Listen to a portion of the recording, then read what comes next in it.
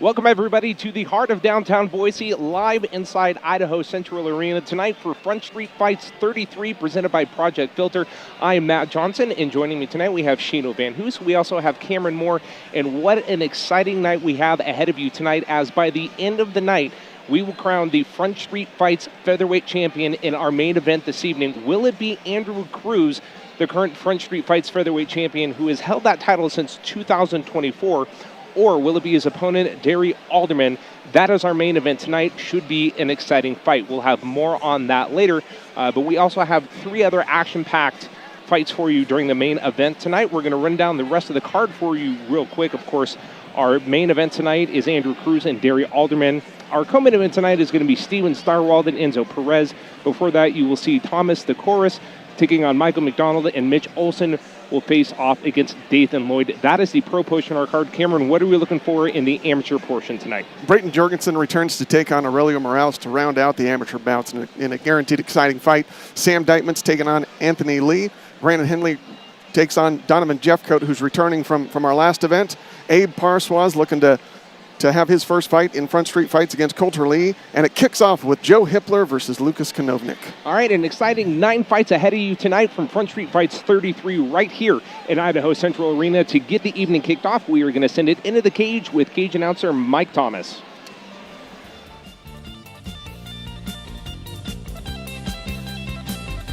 Ladies and gentlemen, welcome to Front Street Fights 33, presented by Project Filter.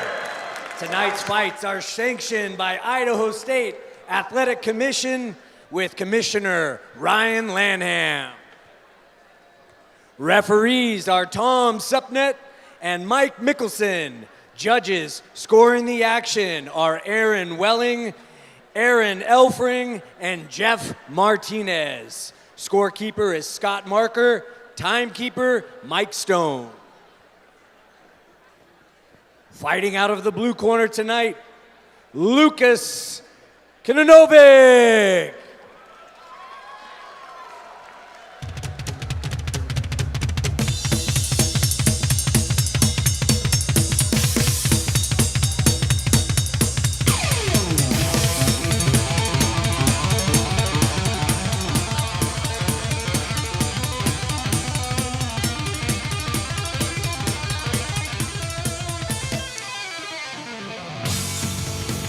Our first fight tonight, of course, is the opening amateur fight tonight, a lightweight matchup between Lucas Kenovic and Joe Hipler.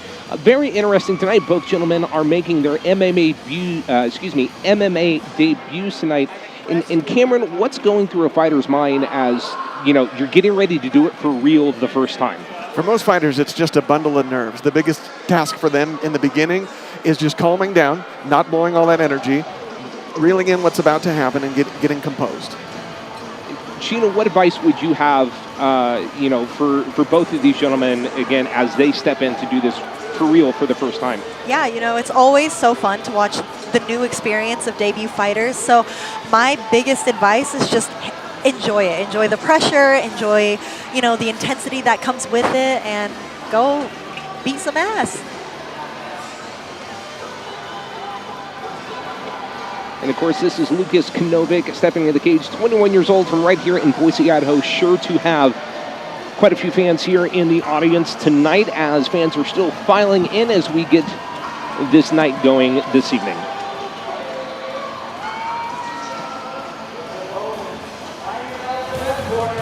Joe Hipler. His opponent, Joe Hipler, a 20-year-old, again, right here in Boise, Idaho, trains with SBG Idaho, one of the friends to Front Street Fights, I should say, over the years, has provided a lot of the fighters. And, of course, Shino, I know you have a lot of familiarity with SBG. Now, when you stepped into the cage for the first time, as you're making this walk, what's going through your mind? When I was making the walk for this walk specifically? Or your first fight period? First fight period. There's a lot of things going through my mind. I just don't know what to expect, right? There's nothing that I can compare it to. Fighting is so different. Just the unknown, I think, is the biggest thing that goes through a fighter's mind, especially mine when I was walking out, for sure. First time in front of the home crowd, what was that like? That was crazy because I will say it's shows like this where you get a crowd. Most regional shows, you don't get a crowd like this. So that is a really crazy experience that we get to endure while we're on the regional scene, and I think they should really live up to the moment because you don't get this a lot on the regional scene. Hipler making his final preparations as he gets ready to enter the cage. Tom Supnet doing the checks. Gloves good to go. The rest of the body good to go. Hipler is in the cage. We will send it back in to our cage announcer for this evening. This fight is brought to you by Zoa Energy and is scheduled for three-minute rounds in the Front Street Fights Amateur Lightweight Division. Introducing first, fighting out of the blue corner, making his MMA debut, standing at 6 feet even, weighing in at 152.5 pounds, fighting out of Boise, Idaho, representing Taylor Kajukembo. Please welcome Lucas Kenovic.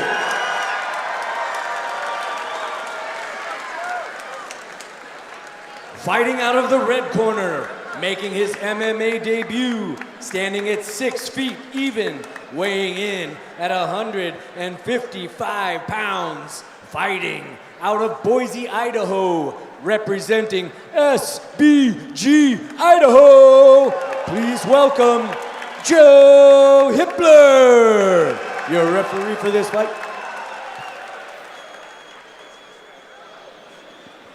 Your referee for this fight is Mike Supnet. Nicholson. Mike Mickelson giving the final checks as we get ready for the first fight of Front Street Fights 33. Two amateurs making their debut tonight. It's Joe Hipler, it's Lucas Kenovic, and ladies and gentlemen, Mike Mickelson checking with the refs, checking with the judges, checking with both fighters, and we are underway. A lot of fast and furious action. Is this something you would expect to see for two amateurs? A lot of fast movement from the beginning, Cam? Absolutely, especially these two guys. They both have really strong wrestling pedigrees. Lucas Kenovic placed in third in the U.S. Open in his weight class this year. So fast-paced, they're going to get right after it. I'm not surprised that they closed distance and got on each other real quick. Hipler in the black and blue SBG trunks gets the first takedown of the night, working Kenovic against the cage. Looking to get on top is Hipler right here. If he lets this go a little bit, he could get the back, but he's intent on keeping that mount.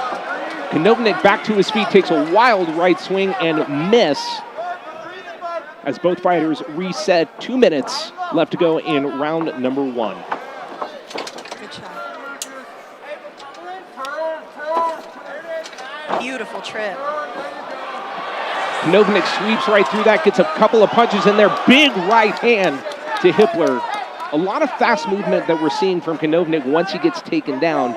Now, obviously, you want to not be the one being taken down. How do you try to prevent that? And also, another hard right hand. Oh, right into a choke. Beautiful. Can he lock? Can he get the elbow under the chin? It appears Kenovic has the chin tucked. And he taps.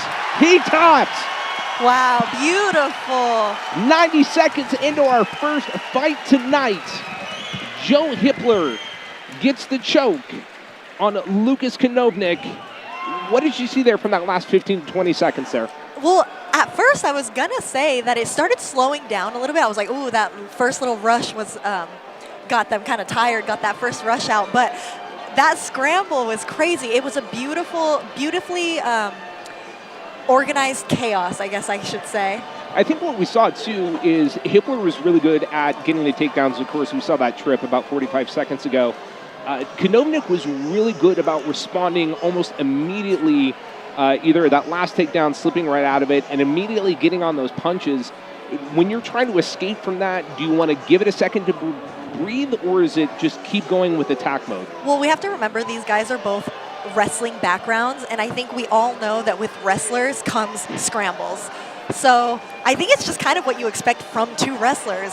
And there was the end of the fight. Again, Kenovic going for the hard right, which he connected, but Hipler rolls through that, puts on the rear naked choke there, and just really cinched it in. It looked for a minute Kenovic had the chin tucked, but obviously Hipler able to do the work to get the rear naked choke cinched in for the victory, and we'll go in cage for the results. 1 minute 31 seconds of the first round by rear naked choke. Your winner out of the red corner, Joe Hipler! That was beautiful. Joe, amazing debut in your first fight. You both come with a really strong wrestling pedigree. What did you see in those exchanges that led to exploiting for that rear naked choke? I mean, anytime he's throwing big, I just saw big openings, especially under his arm. Punches were coming really high, and I was just able to slip under him, get my body locks, work my cage wrestling super well, and execute. Well, you executed extremely well. Great job. Give it up for Joe Hipler. Thank you, I appreciate it. Congratulations to Joe Hipler picking up his first victory of what looks to be a young and promising career. We are going to step aside for just a couple of minutes. Coming up on the other side of the break, it is fight number 2 of the night, which will see Coulter Lee taking on Abraham Kamarwash. That's next on Front Street Fights 33, presented by ProjectFilter.com. Our pets are always there for us, like family. We want to take the best care of them. Dogs and cats exposed to secondhand smoke are more likely to get cancer. Your pet doesn't have a choice, but you do. Whenever you decide to quit smoking or vaping, we'll be there to support you. You decide when. We'll show you how. Learn more at projectfilter.org or call 1-800-QUIT-NOW.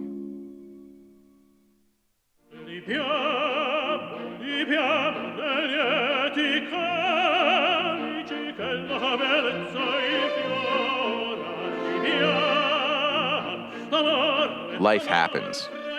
Lucky for you, ICCU has a new kind of checking account that comes with benefits that help you life better. Because being human is a full-time job. Hey, grab me one too.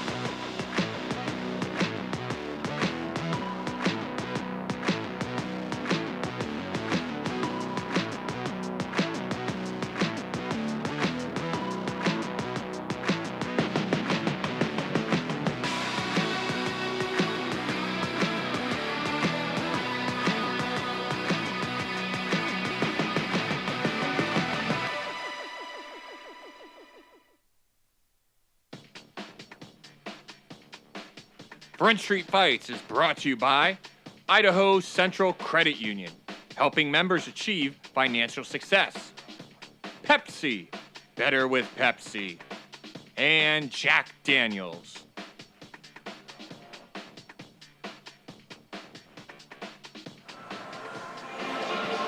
Welcome back live inside Idaho Central Arena for Front Street Fights 33. Coming up, our second fight of the night in our amateur featherweight division. We will see Abe Parsois taking on Coulter Lee. Out of the blue corner, please welcome Coulter Lee.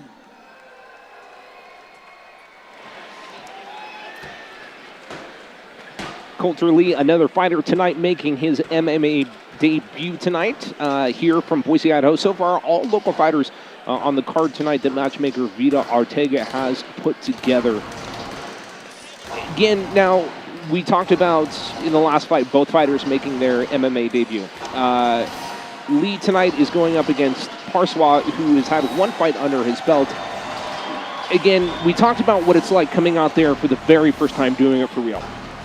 Is there a difference when you know if your opponent has done this before or is also making their debut? It depends on their experience, but in amateurs, no, it really doesn't. What we're focused on is the work is done. You've done everything to prepare. It doesn't matter if they're 2-0, 0-0, or anything in between.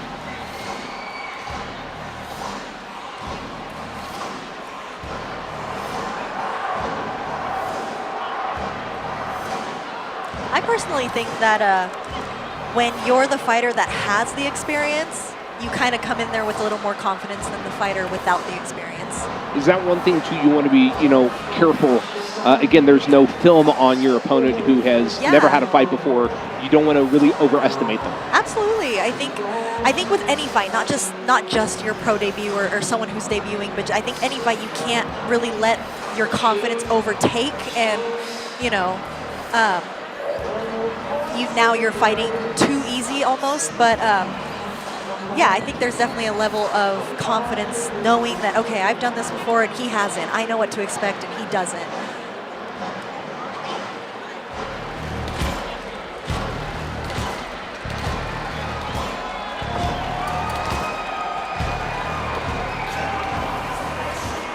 Fighting out of the red corner, his opponent, Abraham Parswa. Parswa, another local Idaho fighter from right here in Boise, Idaho, another fighter from SBG, Idaho. Now, when you're coming on to a card like this, a local regional show, especially one in your hometown, when you have a lot of fighters from the same gym, training on the same card, how does that help with fight preparation? Everybody knows what the goal is. Everybody's working on similar things, and they're helping watch each other for what they need to work on. It's mental preparation, it's physical preparation, but the support that's here for just one gym also funnels into each and every one of these fighters.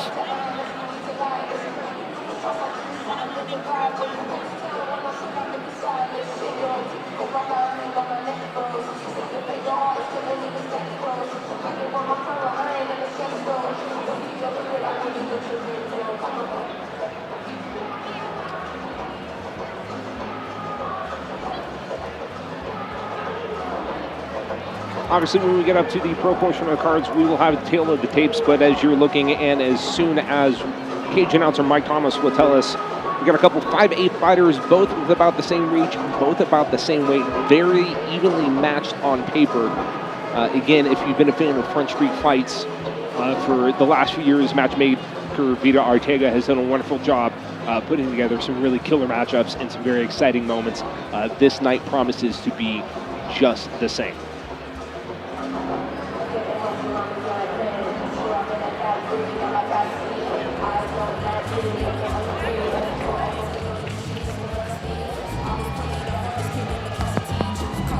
This fight is brought to you by Blue Cross of Idaho and is scheduled for three 3-minute rounds in the Front Street Fights Amateur Featherweight Division.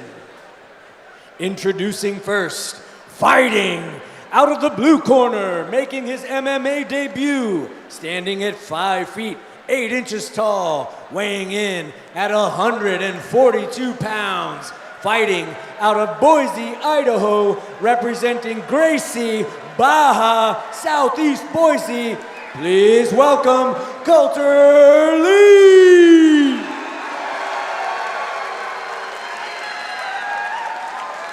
His opponent, fighting out of the red corner with a record of 1 win and no defeats, standing at 5 feet, 8 inches tall, weighing in at 141.5 pounds, fighting out of Boise, Idaho, representing SBG, Idaho. Please welcome Abraham Parswa. Your referee for this fight is Tom Supnet. It's an MMA debut versus a 1-win fighter in Parswa. Both fighters from right here in Boise, Idaho. Both fighters looking for a victory tonight. The cage door is closed. Tom Supnet checks with the fighters, and we are underway.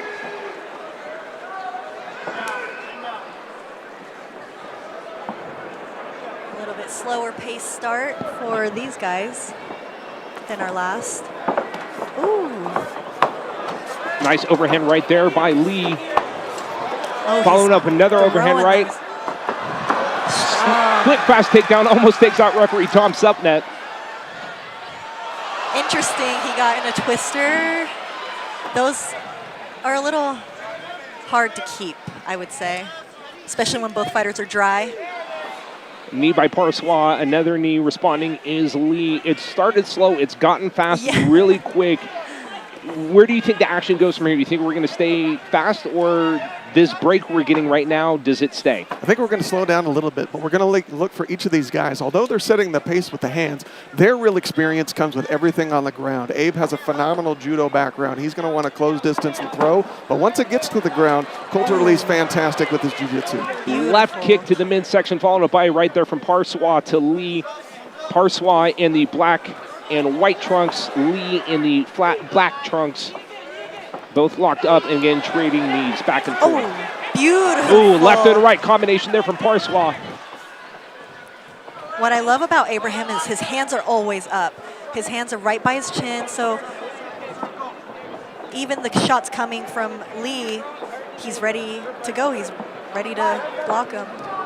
There's a lot to remember when you're in your first couple of fights.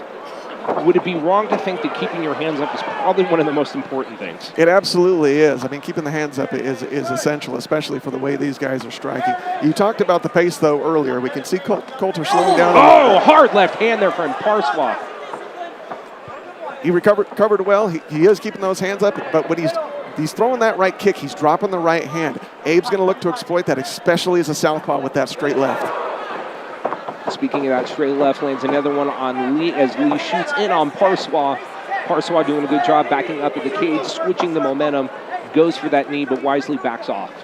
We talked about how Parsois has a judo background, but oh, right, left, and a knee knocks Lee down, and he is done. With 35 seconds left in round number one, out of nowhere, it is a right, it is a left, it is Lee down to the ground. Abe Parsois picks up his second victory of his career. Wow, that was beautiful. Now, hey, his first win was an arm triangle. Now he can put KO on that resume. Beautiful. I was going to say that we talked about him having a judo background, but he was stuffing those shots like a little wrestler. He really was. And if you look, and again, this fight came up out of nowhere. Parsois sets it up with the left, gets the knee in the middle there, and hits a couple of overhand rights before referee Tom Supnet waves off this fight. Incredible action. You called it. It started slow, it got fast, had a little bit of a break. It seems like both of these fighters were taking just enough time to kind of catch their breath the best they can within a few seconds and get the momentum going again. Yeah, it's really cool to see amateurs really taking their time and assessing where they're at in the cage, where they're at in the fight, because I think that's definitely a new age MMA type of thing, because back in the day, we would just brawl, especially if we didn't know what to do. Yeah, over the few years that Front Street Fights has been around, we've definitely seen our share of brawls, some pretty hard knockouts. Yeah. And, SBG has a really good wrestling background, of course, with Jesse Brock, former Boise State wrestler. Lots of different action tonight, and we've seen, the share of it, a little more wrestling in the first one, a little more stand and bang in this one. First two fights have been off to a great start tonight. They've been first round finishes, too. This might be a quick night. It could be. It could be. As a few fans still filing in, taking their seats. Crowd of probably close to 3,500, if not more, expected here tonight. The judges are just crossing the I's and dotting the T's on this one.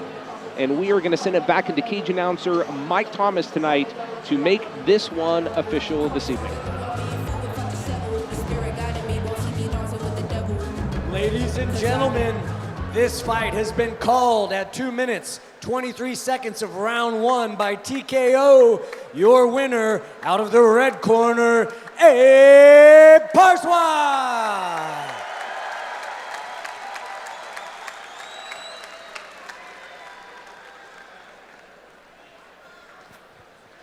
Abe Parsois, beautiful finish. You've been lighting up the kickboxing scene recently outside of MMA. Was the plan to continue to work your hands and feet? Yeah, I need a lot of work to make. I'm gonna get perfect, work on being perfect, and that's my plan. You adjusted to the initial onslaught very well. What did you see as it slowed down a bit where you saw your opportunity? I knew he was going to get tired, so I just wanted to pace myself on the opening, not overcommit, just read him and set my pace, and that was my plan. I feel like I executed it. You executed it extremely well. Great job. Give it up for Abe Parsois. Abe Parsois, short, sweet, and to the point in his victory speech tonight, improves his career to 2-0. Well, we've made it through 2 fights on the amateur undercard. We have got 3 more to go. Coming up on the other side of the break, it's Donovan Jeffcoat taking on Brandon Henley in a heavyweight fight. You want to see action? It's coming up next on Front Street Fights 33, presented by bodybuilding.com.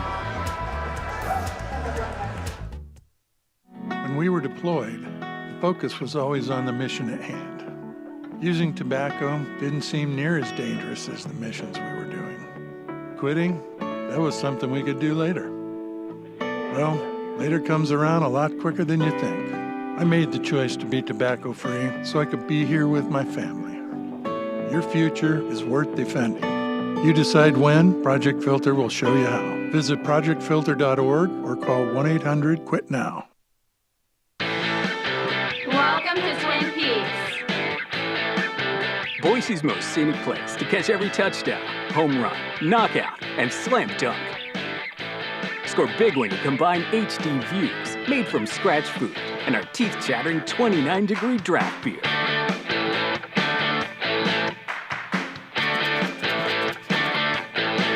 So what are you waiting for? Get your axe into Twin Peaks. Hey, grab me one too.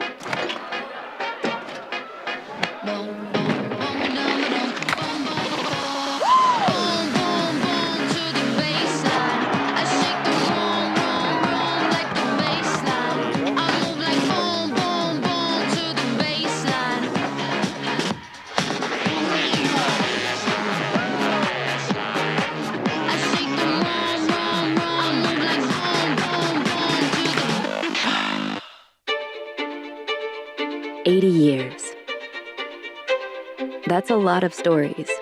Stories of first steps and first checkups. Of an Idaho invention that opened up new terrain. Of fishtails and dad jokes. Of frozen potatoes.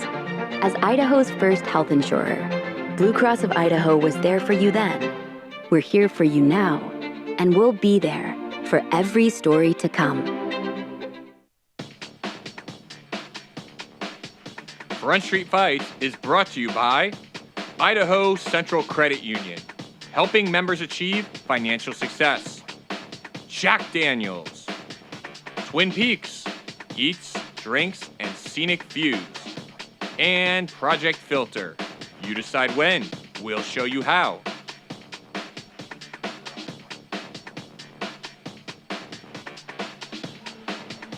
We are back live inside Idaho Central Arena for Front Street Fights 33, presented by ProjectFilter.com. Let's keep this party rolling as we go inside the cage with cage announcer Mike Thomas for our next fight. Fighting out of the blue corner, Donovan Jeffcoat!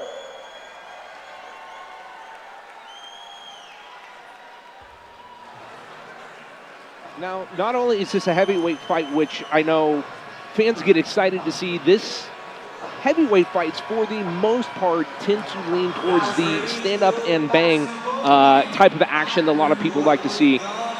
This was a last-minute fight.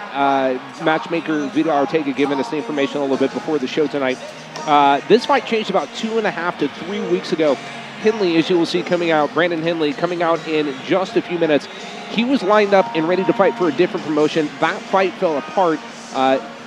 Donovan Jeffcoat really just kind of sitting on the sidelines and wanted to avenge the loss that he had at Front Street Fights 32.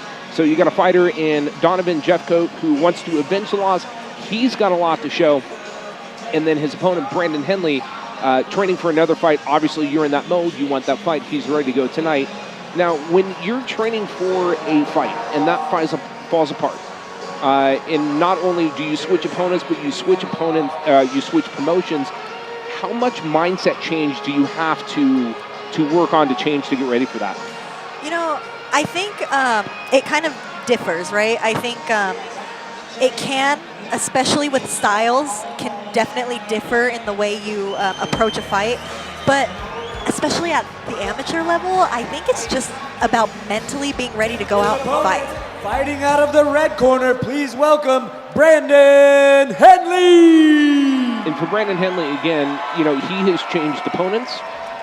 He has changed promotions. Obviously, his coaches doing a good job getting him ready for that. Now, if you're coming in as Donovan Jeffcoat here, you had a loss, a TKO loss back in Front Street Fights 32. What's your mindset? What are you looking out for, Cam?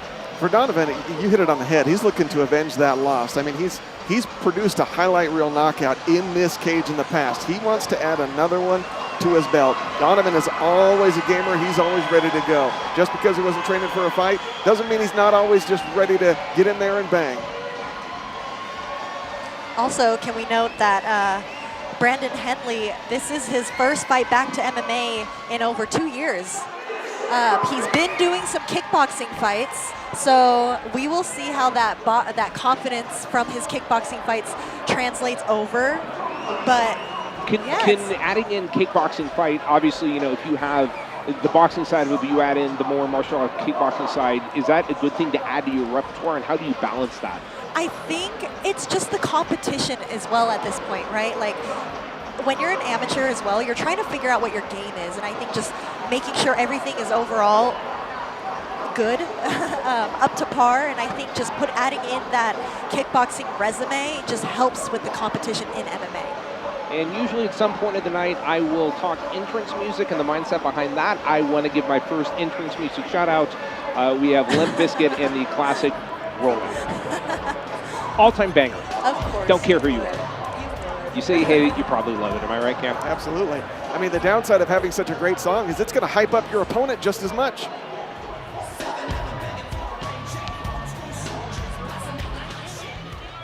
Introducing first, fighting out of the blue corner with a record of 1 win and 2 defeats.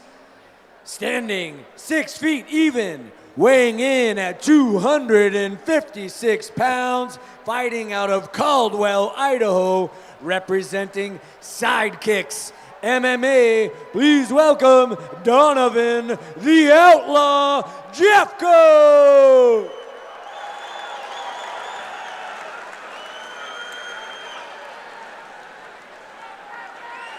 His opponent, fighting out of the red corner with a record of 1 win and 2 defeats, standing at 6 feet, 1 inches tall, weighing in at 227 pounds, fighting out of Meridian, Idaho, representing Legacy MMA. Please welcome the Boogeyman, Brandon Henley. Your referee for this fight is Mike Mickelson. A couple of big boys about ready to go at it tonight. It's 227 in Henley. It is 265 in Jeffcoat. Mike Mickelson checks with both fighters. The cage door is closed. Final checks with the judges. Fighter 1, good. Fighter 2, good. And here we go. Round number 1 between Jeffcoat in the black and white trunks, Henley in the orange and black trunks. Both with similar records, just on the opposite ends. So it'll be interesting to see how they go about this mentally. Both fighters trading a couple leg kicks there. Jeffcoat going for the high leg kick. Did you mention that kickboxing background there, Sheena? Yes. They look great right now. They're composed. They're taking it easy. Both are aware of how hard they can hit. Overhand right and a left by Henley. Jeffcoat just eats both of those. And he's showing that he's cut already a little bit early above that right eye is Jeffcoat. Henley's footwork is making the difference. He's measuring, he's finding his difference. And when he gets ready and he finds his range, he's letting those hands go. Now, obviously, it's game time. You have to go. But like you mentioned, to find your distance, find your range. Obviously, fast is an understatement. But how fast is that computing in your mind between throw something, I have the distance, that didn't work? What you're really feeling out is the speed of your feet. And they're moving a little quicker than you think, but just right where you want to. No big steps, no big movements, just measuring that game of inches. Again, slow and steady. couple of fast-paced flurries of kicks and punches by both fighters. Right leg kick there by Henley. Again, Jeffcoat bleeding slightly above that right eye. Doesn't appear to be affecting vision, but a cut at that point that's bleeding above the eye down to the eye could definitely cause some chaos later. Yeah, Henley has a great base under him, and I think that's what's giving Jeffcoat such a hard time with getting in. He's able to get out of range, get hit into his own range when he needs to, and it's just keeping him safe and being able to see everything. 50 seconds left in round number 1. Spinning back kick there by Henley. Jeffcoat trying to get in there with a couple lefts and rights. Straight left there by Henley. Jeffcoat's tough, though. He's walking forward. His bread and butter is his hands. He wants to get in. He wants to box. If it stays long, look for a head kick. 3 or 4 rights followed up by a leg kick there. Glances off the head of Jeffcoat. I think what would be nice... Oh, good kick there. You can see a little bit of frustration in Jeffcoat. I think the difference is their footwork, like Cam was saying earlier. You can kind of see Jeffcoat walking forward rather than stepping with a good base. That comes the end of round number 1, our first fight of the night to reach a full first round. Pretty good action there, kind of what you would expect from 2 men this size. Absolutely, yeah, they're big, they're moving well, they're heavy. Henley's managing his energy very well. He's using his footwork, he's conserving his energy, he's throwing when he knows he can. Donovan's looking a little bit more to push the pace, push the action, and his energy's a little bit lower. I'm looking to see how he comes out in the second round, managing that composure. Speaking of coming out in the second round, Shino, what do you think Jeffcoat needs to do at this point? You've been through 3 minutes, you've got a little cut, obviously that's going to start swelling. What are your coaches telling you? What are you trying to do to get ready for round number 2? Well, I think his biggest thing right now is to really find his base underneath him. He's kind of, every time Henley hits him, he kind of stumbles a little bit. And I think that's because he doesn't have a base. Hands up, base wide, just ready to be in and out. Running forward is not going to help him right now. Getting a few ice cubes out of the blue corner there. Obviously the ice trying to mitigate the swelling as much as possible in the 60 seconds you have between rounds. When you're heading into another round with a slight injury, is that more motivation or concern? It's a little bit of concern. It mainly is a distraction. You're wondering about the blood. Is it going to get in my eyes? Are they going to stop the fight? But really, from a pain standpoint, you're pushing through. You probably don't even notice. You can check out some of the highlights as we go to the Project Filter replay brought to you by Project Filter. You decide to win. We'll show you how.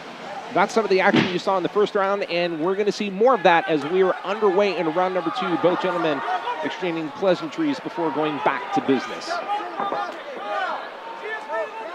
You just see a calmness in Henley. Henley trying to get that kick up to the head. Excuse me, Jeffcoat trying to get the kick up to the head of Henley. Not quite able to get there. He's tried that 2 or 3 times in the first round. Oh! Left kick connecting to the chin of Jeffcoat. If you've tried something 2 or 3 times and it hasn't worked yet, what are you trying to do to adjust it? Do you want to try and hit it or go something a little bit lower? And I think that's what comes with experience, but just kind of, I think being able to see what the adjustments are, noticing what your opponent's doing to keep you from being able to do it. Henley's thrown that left leg kick a couple of times so far in this second round. Jeffcoat doing a good job getting the arm up there to block it as much as possible. Now we're also seeing, we've seen Jeffcoat go for those high leg kicks, but he's also gone for 2 or 3 straight rights, as you see there, trying to feel that one out.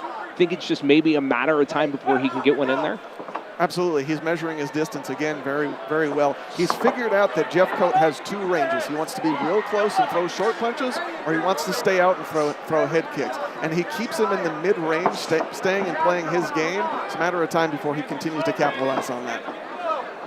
See how he keeps running forward, Jeffcoat? I think he needs to really just find himself. I keep going back to that, but really just finding your feet underneath you. It's also, I think, important to note that this is Jeffcoat's 4th outing this year, and he made his debut back in January, I believe. So that's a lot of fights in 1 year. It's not a lot of time to make those adjustments in between each fight. Jeffcoat again going for that high leg kick, coming with a kickboxing background, gets a little bit of a hard right in there, almost comes in with a right hook. Straight kick there from Henley.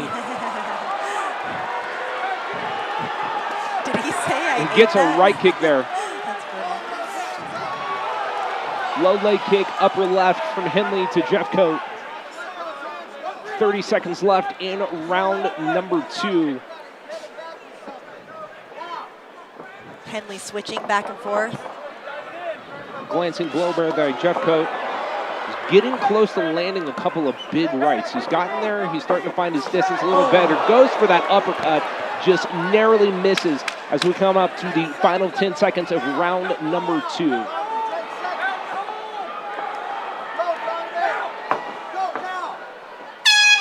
Really seems to me in round number 2 compared to round number 1, Jeffcoat found his footing just a little bit better, seemed a little bit more comfortable there.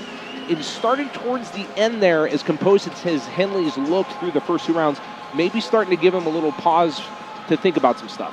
Yeah, Donovan's starting to realize he has the range advantage pretty significantly in the strikes. When he starts to use that jab-cross combo and use those long kicks, it's starting to chip away at Henley's defense. You mentioned the reach advantage. It's a nearly 4.5 inches to be exact, that Donovan has over Brandon Henley as we go to the Project Filter replay. Brought to you by Project Filter.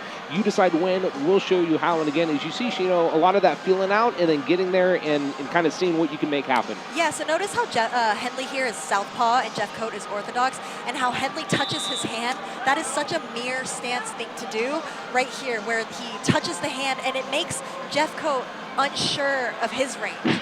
It's like the Spider-Man meme.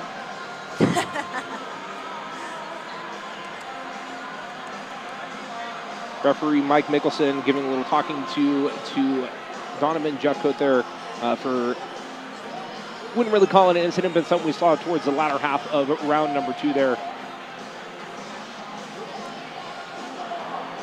Both gentlemen getting their final instructions as we head into the 3rd and final round between Brandon Henley and Donovan Jeffcoat. 2 heavyweights putting it all on the line tonight. Fast action. Henley gets in there with a right and a little bit of an uppercut. Goes for a right leg kick. Another right leg kick. Jeffcoat responds back with a right leg kick of his own. Jeffcoat needs to maybe time his shots with some punches. I know that was a very good Jeffcoat timing. Pushing Henley back to the cage. That was great timing. He's really taken away and neutralized that distance at this point. He's going to put his weight on him and try to wear him down. Going for a takedown, comes with a right. Both men pressed against the cage, swinging wildly, glancing blows by both. 45 seconds into this 3rd and final round. I love the big boys. It definitely seems at this point, they know this is the final round. Both of them want the finish. They don't want this one to go to the judges. They certainly don't. Donovan needs to keep his hands up. They're starting to get low as he gets tired and he gets a little desperate. Brandon is doing a great job just staying in where he wants to be and staying in that pocket. But Jeffcoat's not backing down. Yeah, Jeffcoat's been going forward this entire time. I love that he's throwing some hard shots. I wish he would put something in front of those hard shots to get him in range more, because he just keeps stumbling forward. Absolutely. If I'm in his corner, I'm telling him, let Henley come in, draw him into your range, and then use that jab to set up that big right hand. Right. Crowd coming alive there just about a minute ago for Brandon Henley.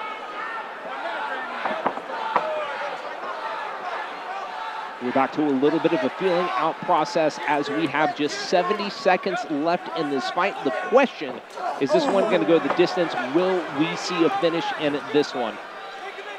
Jeffcoat, only 21 years old. He's a gamer. Both of them showing some serious game tonight. Yes, for sure. Jeffcoat coming in there with a right. Both fighters for the most part, we've seen a lot of glancing blows, a few good connects. As you can see, the damage on Jeffcoat cut in a couple of different places by Henley. Henley's striking is so smooth. I'm happy for him that he did those kickboxing fights because I think it helped him a lot. We are coming up to the final 30 seconds between the two heavyweights. You can expect the action to pick up in these last few seconds once they hear the clap of the sticks for that final 10 seconds. Stand back and enjoy this one. It's about to get exciting. A big right coming there from Henley. Going for a little bit of a Superman punch. Connects with a spinning back fist. Appeared to rock Jeffcoat there for just a second. Oh, good duck there by Jeffcoat as Henley goes for the spinning kick. Smiles by both. Hugs at the ends. We didn't get the finish. It is going to the judges, but an exciting fight between two big men in the Front Street Fights cage tonight. That was so fun. Freaking! When do you see big guys spin? Ever? No. Yeah, never. Generally never. That was so good. Great action tonight between both of these fighters tonight. And as you mentioned, I believe both of these fighters have had 4 fights this year. Or at least Jeffcoat has had 4 fights this year. This is actually Henley's first MMA fight back in 2. And we're going back to the Project Filter replay brought to you by Project Filter. You decide when. We'll show you how. And again, we saw the spinning kicks. we saw a lot of spins by the big men tonight. Yeah, I thought that Henley's striking looked so crispy. You can tell that he really is understanding range. And I think that's something that you acquire as you keep fighting. But he showed it tonight. And this is the part of the fight game that maybe it sometimes is a little bit more nerve-wracking than the fight itself. You've gone through the full fight. You obviously, every time you go out there, you want to get the finish. Now it goes to the judges. As a fighter, what's going through your mind while you're waiting for that result? You know, I think when it's clear, it's a little more relieving to know that you did it. But you never, like you said, you never know. The judges can sometimes betray you. I think that's kind of the philosophy or the theory, no matter what side, unless it's pretty obvious. But you know, this one again, Henley, out of the red corner there in the orange and black trunks, it carried a lot of the momentum, I would say, through the first half of the fight. And I think it was through round number 2 where we really saw Jeffcoat come on strong and kind of push that momentum into the third round. Both fighters kind of pretty even for that last 30 seconds. Yeah, I think so too. I think Jeffcoat definitely started getting some urgency. You could tell they both wanted to win. And obviously this one seems to be maybe a little bit closer than we expect as the judges are spending their time tabulating on this one. Very exciting though. The crowd reaction is obviously the fun part when you get down to a judge's decision to see whether they agree with the judges or not. That's always the fun part. I think sometimes we hyper-focus on one fighter that we're looking at, and I think sometimes that can sway a decision one way or the other. So if Jeffcoat's supporters are watching Jeffcoat, then they will definitely think that Jeffcoat won and vice versa.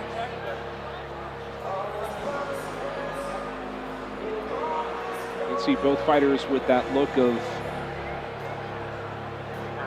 inquisitive. We're just making out new words tonight, by the way. Some laughs and smiles between both fighters and the judge tonight. Again, you can hear the crowd roaring for Henley off to his right. He's pointing to his supporters, hyping them up for what he hopes will be a victory on his end, as obviously does Jeffcoat, wanting the victory for him to be as well. Ladies and gentlemen, give it up for these two! What a fight! After 3 rounds, we move to the judges' scorecards. The fight has been scored 30-26, 30-27, and 30-27. Your winner, fighting out of the red corner by unanimous decision, Brandon Henley!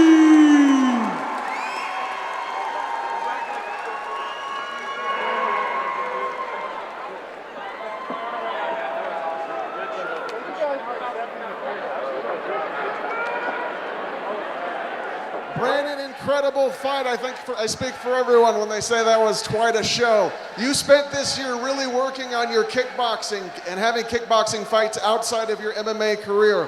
What in that journey did you want to showcase tonight? Well, ever since I joined Nick at Legacy, been really hammering down on my grappling. So I'm a kickboxer by trade, but with Donovan, I knew we were going to stand and bang, so had to put it on the line. You did an incredible job with your footwork and measuring. When did you know you were in range, and how did you look to exploit that in your opponent? Well, you know, I'm really fast on my feet for a big guy. I'm gotten down by timing really well. You can see where his eyes are going to be, what he's going to throw. I know to be out and right back in. Well, great job. It was a phenomenal fight, phenomenal all the way through. Give it up for Brandon. Congratulations once again to the boogeyman, Brandon Henley, improving his record to an even 2-2.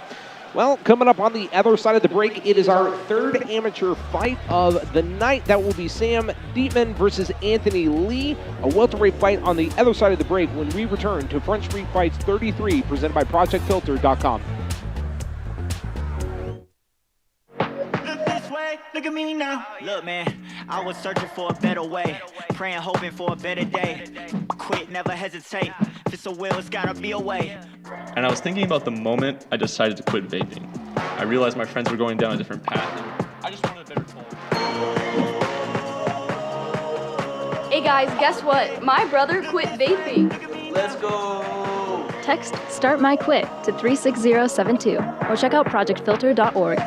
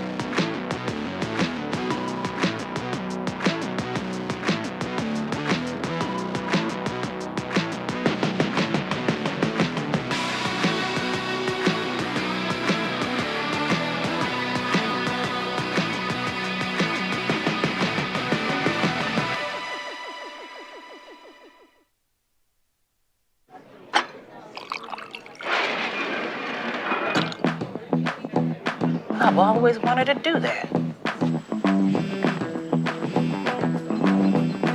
I've always wanted to do that.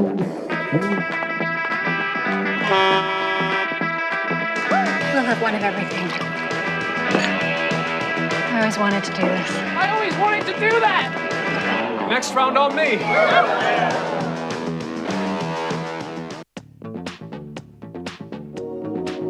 Front Street Fights is brought to you by Project Filter.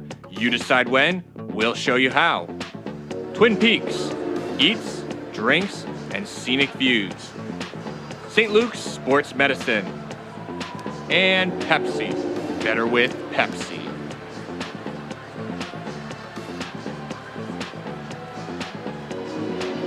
And we are back live inside Idaho Central Arena for Front Street Fights 33, presented by ProjectFilter.com. We are ready for our next amateur fight as we go inside the cage with Mike Thomas. Our next fight, out of the blue corner, Anthony Lee.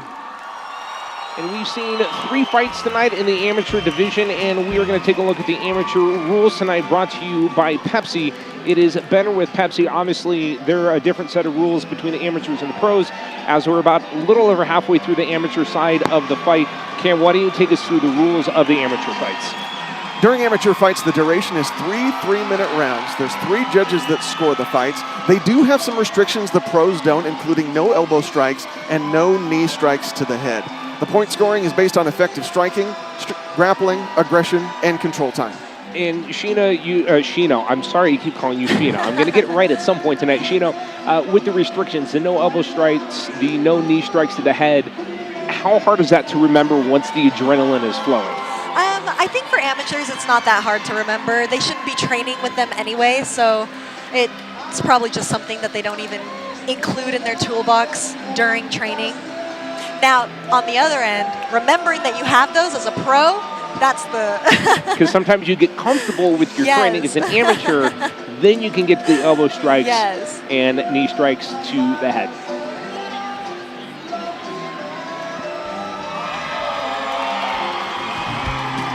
Anthony Lee from the Pit Fight Team right here in Boise, Idaho, enters the cage tonight. He has got a pretty raucous crowd with him tonight. His opponent fighting out of the red corner. Please welcome Sam Diteman. Very interesting reaction as Mike Thomas introduces Sam Diteman. You heard cheers, and then from Lee's crowd, you heard some boos. This, you can kind of tell from the crowd, this should be a good one. It's definitely a battle of the local MMA gyms here.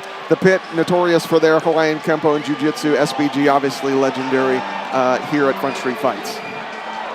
Yeah, crazy that you hear some boos, huh?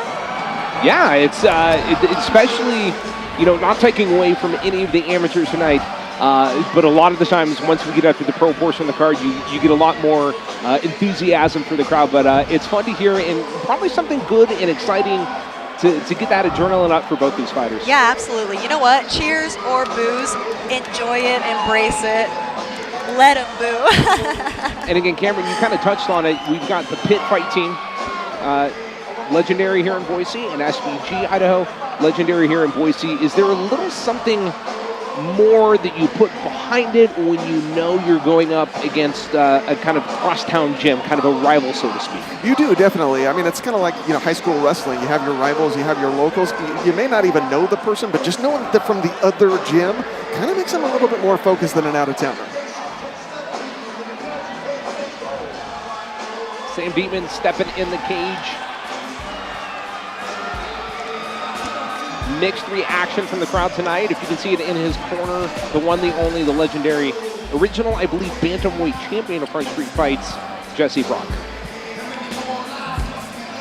And inside the cage, you see our cage girls. Our ring girls tonight are presented by Twin Peaks. Twin Peaks eats, drinks, and scenic views.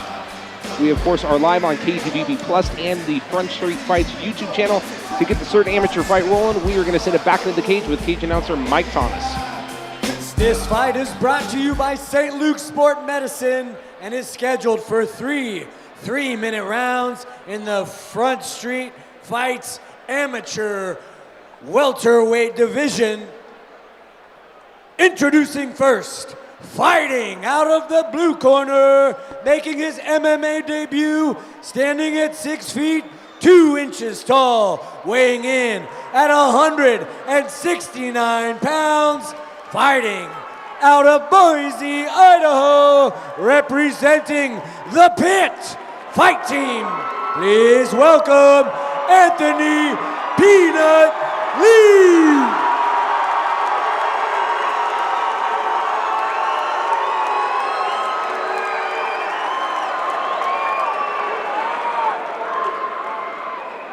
Fighting out of the red corner with a record of 1 win and 0 defeats. Standing at 6 feet, 1 inches tall, weighing in at 168.5 pounds, fighting out of Boise, Idaho, representing SBG Idaho. Please welcome Sam Diteman. Your referee for this fight is Mr. Mike Mickelson. Well, you heard it in the crowd reactions as both fighters were introduced. Half were cheers, half were boos. As both fighters were introduced, Mike Mickelson giving them their final instructions. Right now, both gentlemen in black trunks. Out of the blue corner, it's Lee from the Pit Fight Team. Out of the red corner, it's Diteman from SBG. Which team gets this victory? We are about to find out. Lee comes rushing in and is met with a swift kick. Both gentlemen just trading right and left, fast and furious. This one could be over quick. Right, left, down goes. Watch him over the head. Lee. Diteman not relenting on the pressure, connecting with more rights, more lefts, an uppercut, straight right. Another right. Oh. My goodness, a fast 25 seconds of action to start this fight. To be honest, I think that Diteman should stay striking. I don't think he should have went in for a takedown. It gives Lee time to relax and time to recover. I think he should just pick and poke at him. Especially right here. He's got him against the cage. He can't go backwards, and he's going to have a tough time circling. Get in your distance, stay where you want to be, and let those hips drive those hands the same way you were. Both men back to a neutral stance, a right and a left coming there from Lee. Trying to answer some of those early strikes of Diteman. Diteman going for the uppercut, going for the takedown. Presses Lee up against the cage one more time to slow the action down just a little bit. Both men in this first 90 seconds expelling a lot of energy, and you can see both breathing pretty heavily right now. Yep, for Lee, it's really recovery. It's figuring out, it's getting his head right, it's getting his composure down. It's getting back to where he wants to be, especially in this debut. For Diteman, it's figuring out where he wants to go next to continue on his original success. I just think that Diteman should have kept striking. I think he should release and strike. He needs to stay focused, stay sharp, stay long. He's hitting him. Lee coming with a kick, a right and a left. Diteman knocks Lee down again. Both men back up, both against the cage again. Diteman with the first takedown tonight gets Lee down to the ground, looking for back position, working him up against the cage again. Lee's doing a beautiful job getting back up. He's got one underhook, and he needs to really get that in there. Yes, exactly, and pull that up. And then turn if he can. He's got that right side open. If he can just turn to that side, he's free. And this is where we see those big strikes coming in as soon as both men get separated. Diteman pushing Lee up against the cage once again. Really trying to work that control once they get him down to the ground with 30 seconds remaining in round number one. And I have to wonder what Diteman's plan is to get him to the ground. He's expelling a lot of energy. That cage defense just takes it out of the offensive fighter quite a bit. I know he wants to close distance and use his Muay Thai with his knees and elbows. I've seen it firsthand. But I agree with Shino. If I'm him, I'm stepping out and I'm readjusting, getting into my range and throwing those bombs. Yeah, he's just having so much success on the outside, and Lee seems to be just too hard to take down sometimes. He has great defense, too, when he gets back up. Diteman throws a spinning back kick, glancing blow to Lee as the crowd comes alive for what was a fast, furious, and very exciting round number one.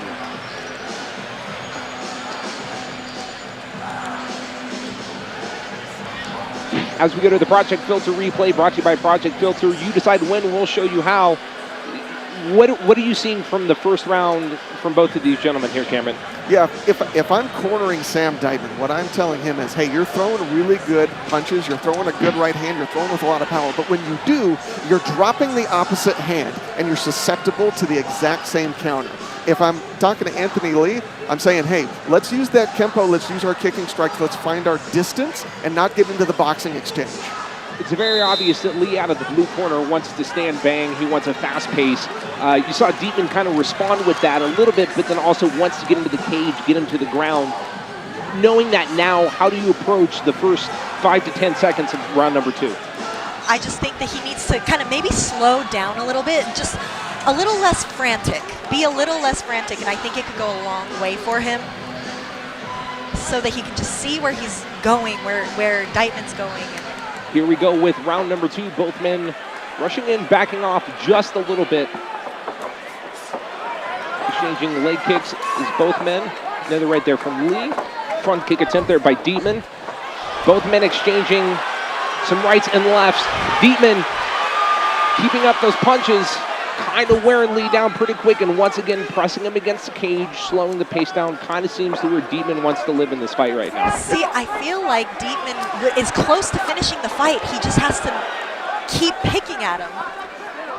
Absolutely, I'd put him in the corner and just box. Just keep your range, but keep your hands high, like we talked about in the first fight. Keep those hands high. We don't want them to drop. When we do, we're susceptible to those counters. And Lee's starting to pick up on it. When Sam throws those big hands and he drops one of his hands, he's looking to answer to that open spot.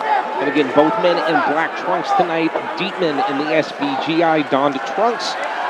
Lee in the pit trunks, and Lee showing a little bit of damage with a little bit of blood coming out of the nose there again on the right side. is Lee's first fight. He's only 19 years old. He's tough. Both men showing a lot of toughness, and of course, 19 years old, a lot of nerves coming tonight, Cam. There is a lot of nerves. They both competed quite a bit, though, outside of MMA. Lee's got a brown belt in Hawaiian Kempo. He's done some kickboxing. Diteman gets a good takedown there that he's been looking for. Lee trying to reverse that. However, Diteman gets the back position. He's going for the rear naked choke. Is he going to get it under the chin? Can he cinch it in? Can he get Lee to submit? Lee is fighting it off all he can. He's got it in. Can he clinch it? Good job by Lee getting the chin down to block that. Yeah, he's got that one hand. Lee with the reversal. Good on him. He's tough. He did all the right things, keeping Diteman from locking his hands up. Just that one. And you can always finish an RNC with one hand, but definitely a lot harder to do. Now, this is an interesting turn in the fight. Of course, Diteman showing a lot of wanting to get this to the ground. He gets it down there. Now, all of a sudden, he is on his back. Kind of not what he expected, maybe. And Lee's grappled before. He's competed in local tournaments quite a bit. If I'm his coach, I'm saying the guard is open. Let's look to pass. Then we can rain punches. 30 seconds remaining in round number 2 of what's been an exciting fight. Lee with a couple of rights there to Diteman, who is on his back, trying to get out of this position that he finds himself in right now.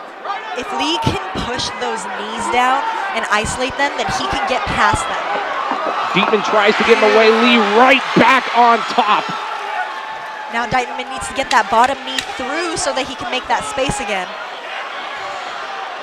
Lee just barely missing a glancing blow with a right there. Both men back to their feet. Diteman trying to get him back up against the cage. Couple of final punches there to end an exciting round number 2. And I'll be honest with you, y'all, I don't really know what to make of this fight right now. It was a lot of fast and furious in the action. Diteman wanted to get it slowed down. He did. And then, of course, Anthony Lee there, as we saw about the last 30 to 45 seconds of round number 2, seemed to almost kind of turn Diteman's game plan against him a little bit. The adjustment from Lee has been really impressive. He's getting comfortable with the grappling. He's getting comfortable with the cage defense. When he gets down, he knew he was comfortable. He knew he could go right to his jiu-jitsu. He defended well, got his back to the floor, turned into his opponent, got on top, passed, and continued to excel in the grappling exchange. And you can see what Cameron is talking about as we are in the middle of the Project Filter replay, brought to you by Project Filter. You decide when, we'll show you how. Very close was Diteman in locking in that rear naked choke on Lee. So close, but Lee right at the end there doing a good job to get the chin tucked to prevent that submission. And, we kind of said it in the last round, last fight. Going into round number 3, buckle in. It's going to be exciting. I kind of feel, based off the first 2 rounds of this fight, that we're in for a pretty wild and exciting 3rd round. Can Amis get fight of the night or no? I was literally, I was thinking that. We'll talk more about that in a little bit as Lee comes out with a couple of rights and lefts. Oh, stiff shot to the face of Diteman. I think Diteman's kind of surprised. Definitely surprised. Lee trying to lock in a couple of lefts there as he has Diteman pressed up against the cage. He is not letting go with those lefts, nor his body control of Diteman against the cage. He's timing his responses to the punch as well. He came out, got in exactly the distance he wanted to. He waited for Sam to throw punches, and as he picked up before, when Sam's hands dropped, he answered with a counter punch. Beautiful counter striking by Anthony Lee. Pace slowing down for just a few seconds. And I know they haven't hit the ground in this round yet, but I think this shows... being yet. But I think it shows why competing even outside of MMA, especially young in your MMA career, is so important. Good takedown by Lee. Gets Diteman pressed up against the cage. Just competing outside of MMA, even in jiu-jitsu and kickboxing like we saw in our past fight, it just gets you comfortable in a competition. Lee doing a really good job of working Diteman's body right now. Wherever the arms go, pushes him away, gets 2 solid rights to Diteman's face. There is a 3rd, almost a 4th, connects with 2 more. Diteman is in trouble right now. Good job using the legs. Now he's on top of Lee. Wow. As we come with 90 seconds left in this 3rd and final round. This is so good. This is crazy. One thing about Lee is he never lets Diteman settle. He is always moving, and that's why Diteman's had a hard time taking him down and keeping him down. He just never stops moving. Part of the reason he's excelled so well, really both of these guys have so well, is they're using frames so well on the ground to control the distance in the grappling exchanges. We are coming up on the final 60 seconds of this fight. You hear the crowd coming alive. One chanting for Lee, the other side chanting for Diteman. It's really fights like this where I'm so grateful I'm commentating and not judging. I'm so grateful I'm just not inside the cage, period.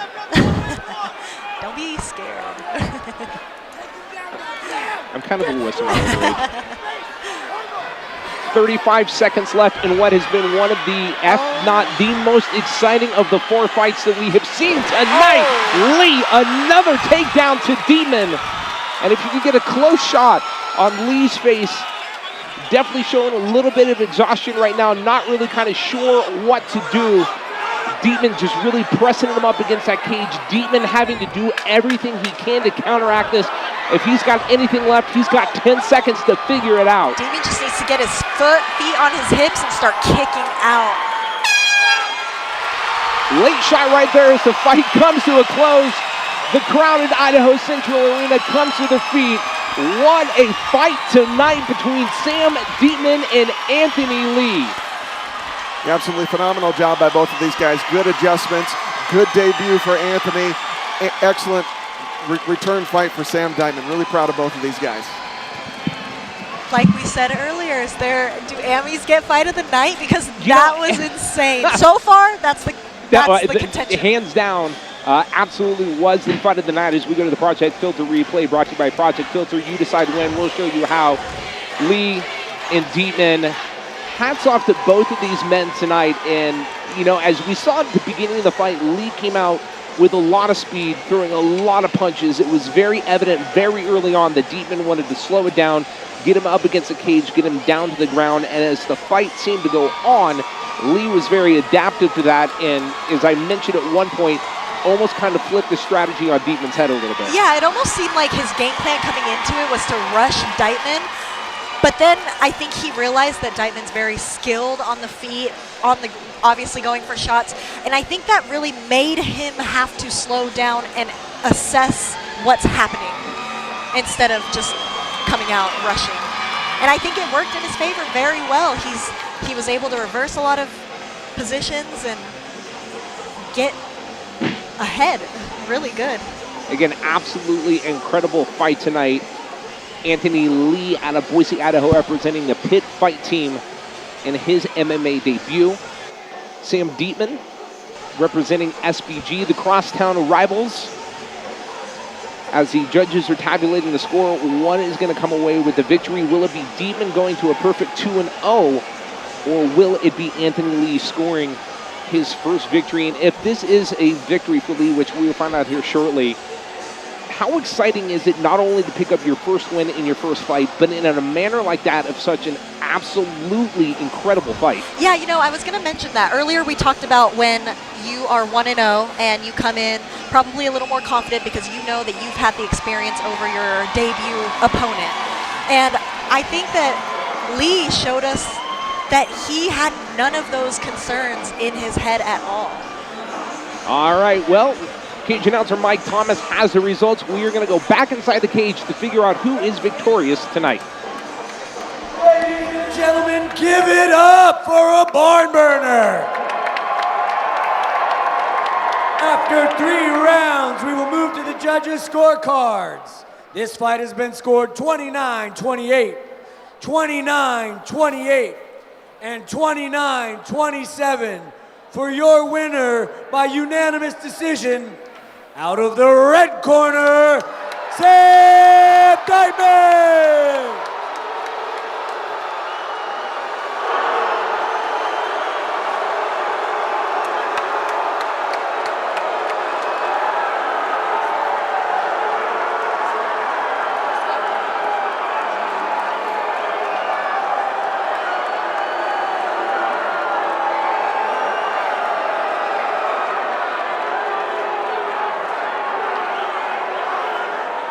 Sam, you must have heard me say that the last fight was a fight of night contender, and you and your opponent seem to have something to say about my opinion. And first off, I want to give all glory to my Lord Savior, Jesus Christ. One more time, what was the question? You had a lot of success with the heavy hands at the beginning of round one. Did you expect him to come out so quickly and cut his distance? Yeah, I did. I got a lot of trust in my boxing. I work put blood, sweat, and tears into it, so it was a fun fight. It was a war. Love it. There were some adjustments between round two. What were those adjustments and how did they affect the outcome? Man, he's a warrior. Just went to war. Well, incredible job. Looking forward to having you and your opponent back. Great job to both these guys. Give it up for Sam. You heard the mixed reaction from the crowd. It was a unanimous decision for Sam Diteman. Some people agree, some people disagree. Some of those people might be sitting at the table, but that's our job, is to be impartial. Definitely a very exciting fight tonight, and we'll talk a little bit more about this fight particularly later on, because I think that is something to really discuss with the judges' scorecard and kind of how this fight went on and wound out. So congratulations to both men on one hell of an exciting fight, and of course, congratulations to Sam Diteman. He improves to a perfect 2-0. We are going to step aside for just a minute. When we come back, we will close out the amateur portion of this card. Aurelio Morales versus Brayton Jorgensson. That's up next when we return to Front Street Fights 33 right here at Idaho Central Arena, presented by ProjectFilter.com. Our pets are always there for us, like family. We want to take the best care of them. Dogs and cats exposed to secondhand smoke are more likely to get cancer. Your pet doesn't have a choice, but you do. Whenever you decide to quit smoking or vaping, we'll be there to support you. You decide when. We'll show you how. Learn more at projectfilter.org or call 1-800-QUIT-NOW. Yeah, definitely. Have a great weekend. Thank you. See you next week. Bye. All right. Thanks. All right. Take care. Bye, everyone.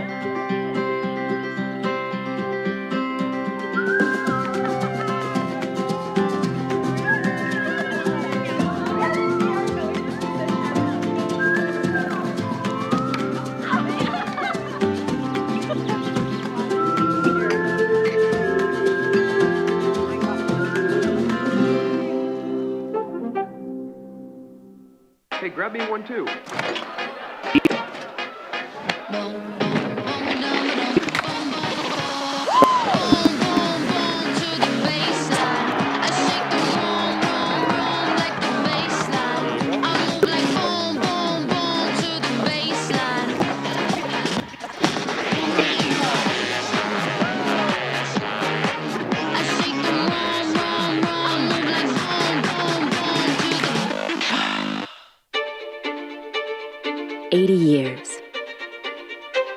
That's a lot of stories. Stories of first steps and first checkups. Of an Idaho invention that opened up new terrain. Of fishtails and dad jokes. Of frozen potatoes. As Idaho's first health insurer, Blue Cross of Idaho was there for you then. We're here for you now, and we'll be there for every story to come. Front Street Fights is brought to you by Pepsi, better with Pepsi. Blue Cross of Idaho, building healthier communities for a healthier state. St. Luke's Sports Medicine. Idaho Central Credit Union, helping members achieve financial success. And Project Filter. You decide when, we'll show you how. And we are back live inside Idaho Central Arena on KVVB Plus and Front Street Fights YouTube page for Front Street Fights 33, presented by Project Filter. We've got one more amateur fight tonight, and to get it started, we're going to sit it inside the cage with cage announcer Mike Thomas. Our next fight begins now. Fighting out of the blue corner, Aurelio Morales. Very interesting note here on Aurelio Morales as he comes to the cage with a record right now sitting at 4-3. Aurelio fought just 2 weeks ago at Revolution Cage Combat 8, where he won via a submission hold. He fought 2 weeks ago. He's got to turn and train for another opponent. Just how tough is that, Cameron? It's incredibly tough. I mean, you've been through a training camp. Your body feels probably terrible. You've done a weight cut. You've done all these things. And to bounce back immediately into another fight just shows what a gamesman this guy is.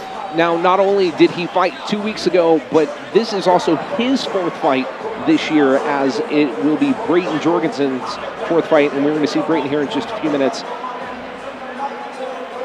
And again, I'll say shout out, Julio, Gangsta's Paradise. This is a good one. The entrance music is always very interesting to me. You would think, you know, again, for me, never having fought, you want something like, you know, heavy metal, like something just really gets the blood going. When you fought Chino, how much thought did you put into your walkout song? Oh, a lot of thought. I think, at least for me, personally, I always chose something that stuck with me for that camp. So whatever kind of mood or maybe what type of era I was in that lifetime always affected how I chose my song. So it varies. Sometimes I'm calm, sometimes I'm not. His opponent fighting out of the red corner, Brayton Jorgensson. You heard a big pop there for Brayton Jorgensson as he comes out tonight sporting a 3-0 record. If that last name sounds familiar, Jorgensson, well, it's because it is. If you know anything of anything from Idaho MMA, Brayton Jorgensen's dad, Scotty Jorgensson, local Boise, Idaho MMA legend who I've had the pleasure of calling a friend and also have had the pleasure at sitting in this announce table calling Front Street fights with in the past. Now, Brayton comes out of Las Vegas, Nevada, where you currently live, Chino, and he trains with Extreme Couture. When you talk about that gym and the fight game in Vegas, what do you expect to see from Brayton tonight?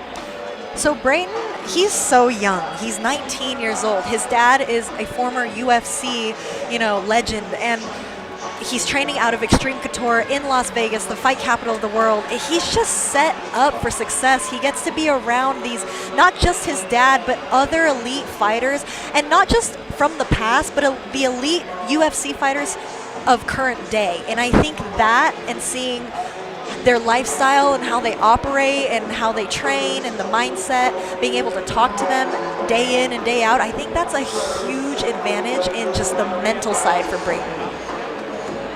A very exciting fight, promising to close out here the amateur portion of the card tonight. Of course, they got a lot to top from that last fight there. Very exciting matchup on paper. How is it going to pan out? We will find out as we go back inside the cage with cage announcer Mike Thomas.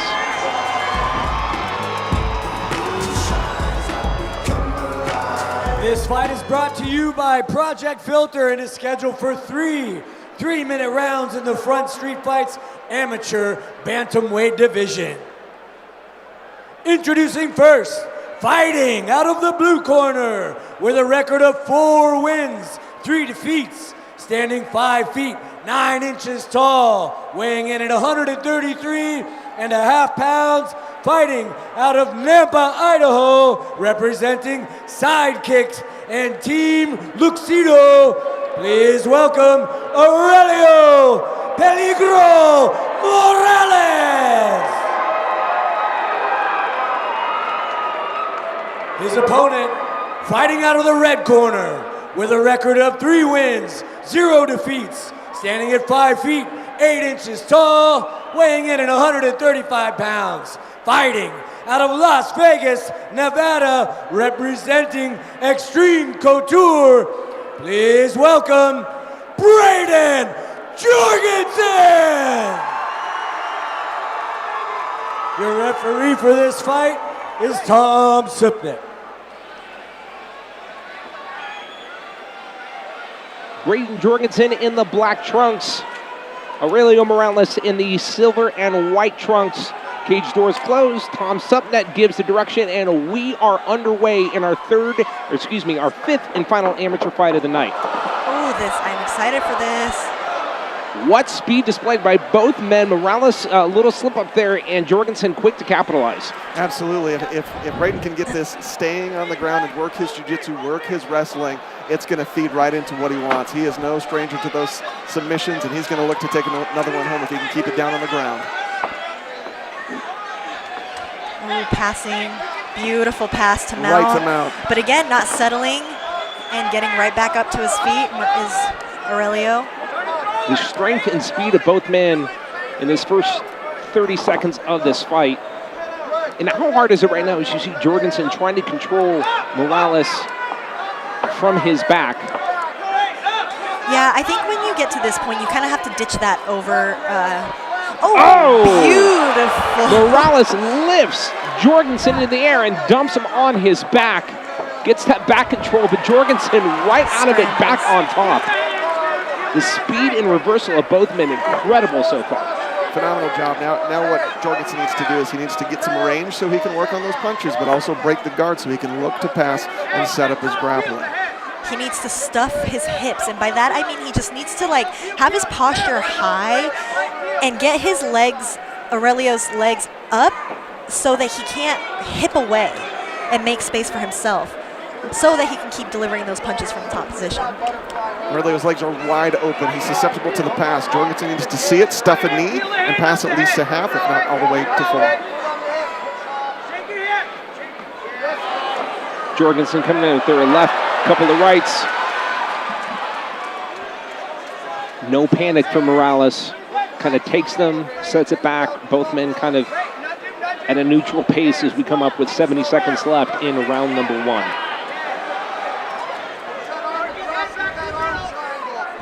Both these guys, I mean, I wouldn't be surprised if they're looking to go pro soon.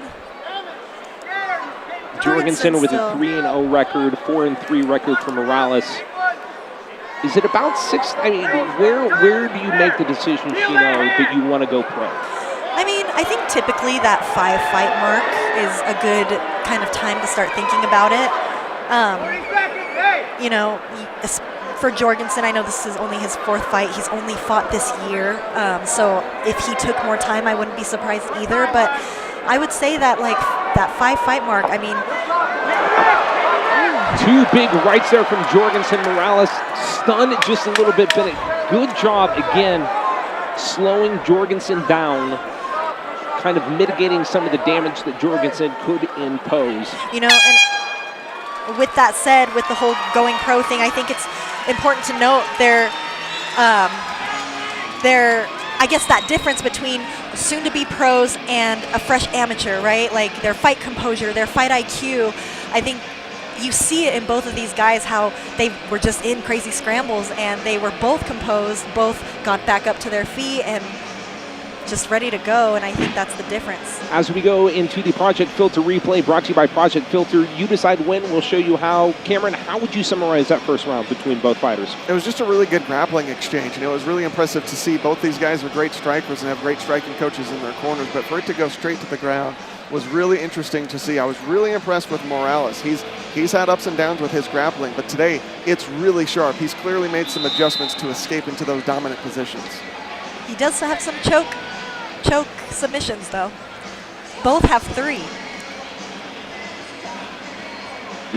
Again, Jorgensson on a 3-fight win streak. This is his 4th fight. Morales on a 2-fight win streak. This is also his 4th fight this year for both fighters. Referee Tom Sudnett checking with both of them. We are on the way in round number 2.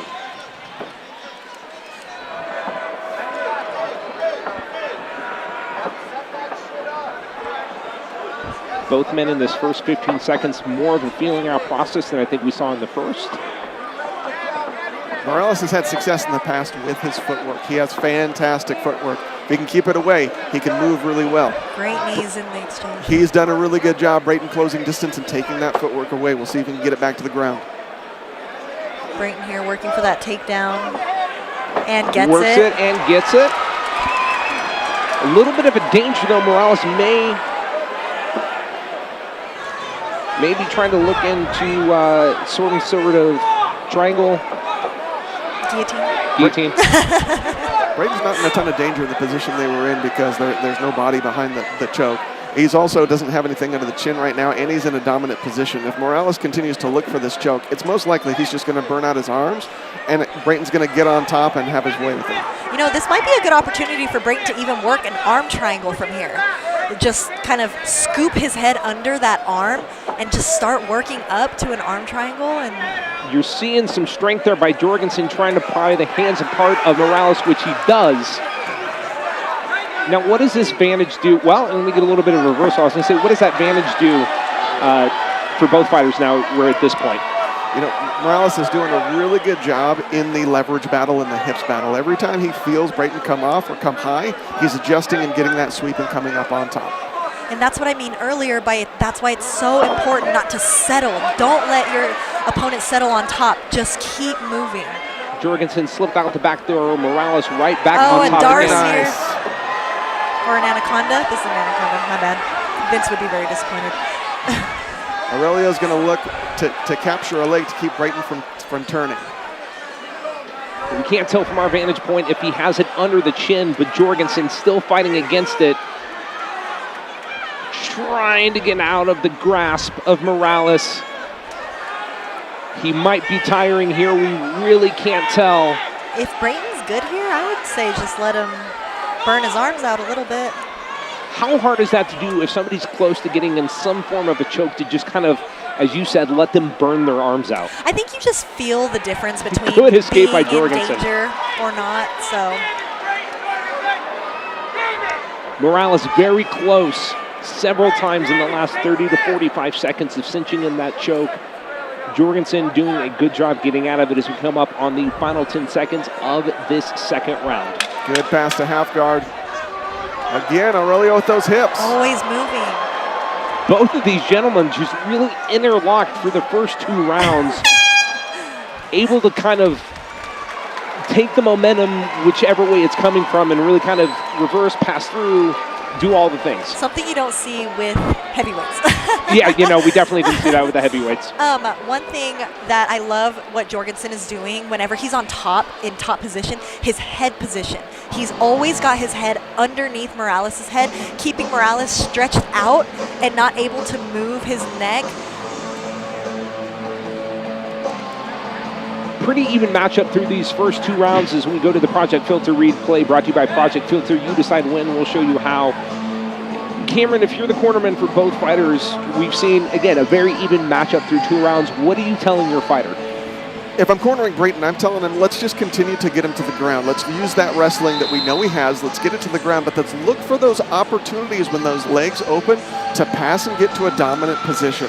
Also, when we're on the floor and we're in the corner, let's separate, let's get some distance so we can start throwing a little bit. Will we see a hat trick of judges' decisions to close out the amateur portion of the card? We will find out. We'll see if we get a finish. We are 3 minutes to either one or less as we are underway. Jorgensson come out with a couple of rights there to Morales. Morales counters with one of his own. Morales getting Jorgensson down, and again, both men just kind of rolling through with the momentum. I love to see the scramble.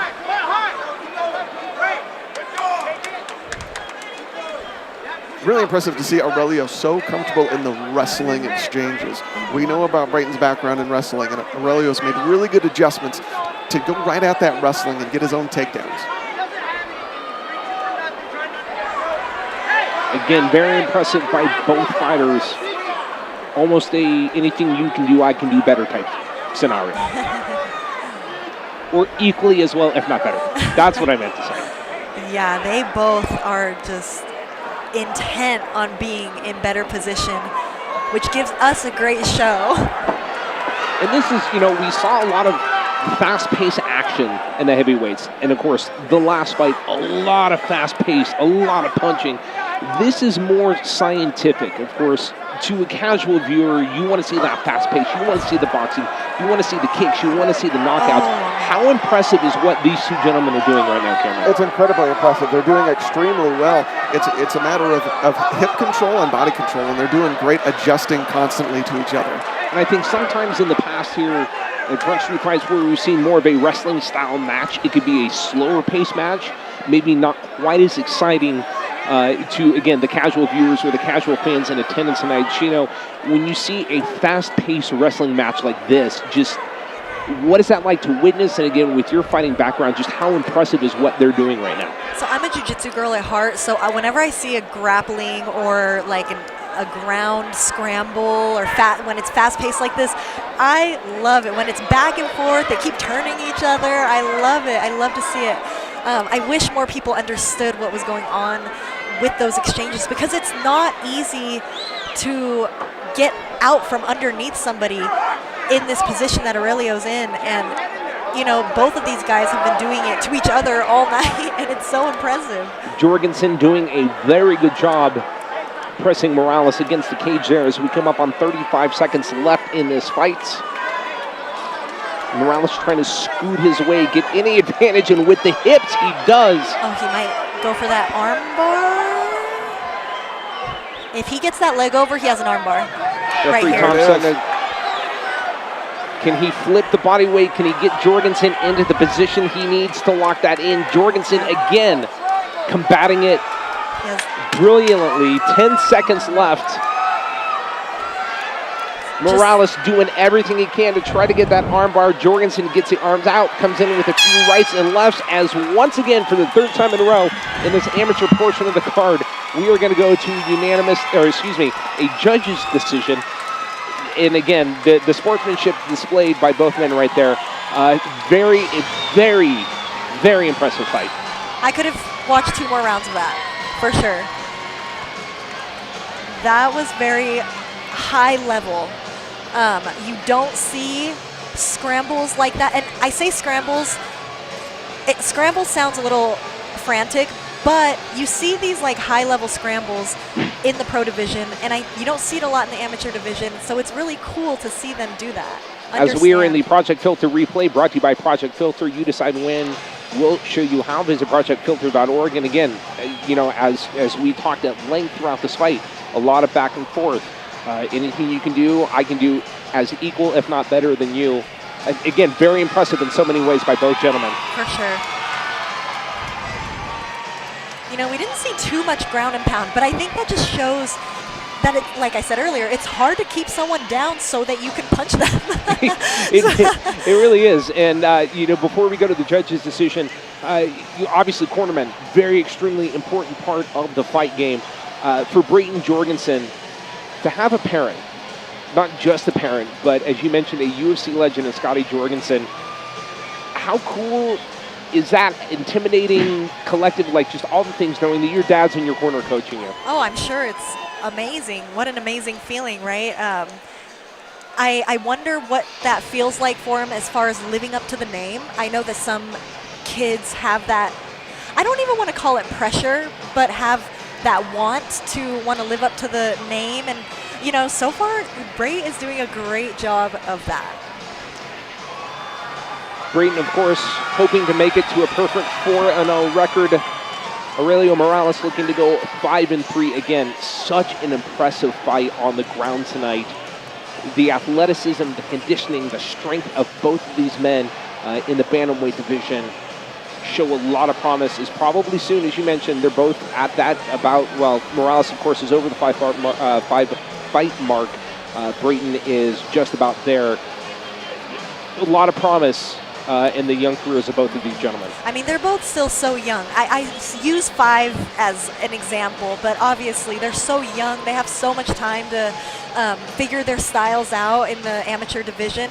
I do think that when they go pro, it's going to be so exciting to see, and it'll be interesting to see how the extra 2 minutes do for these types of fighters who are so fast-paced and scrambly.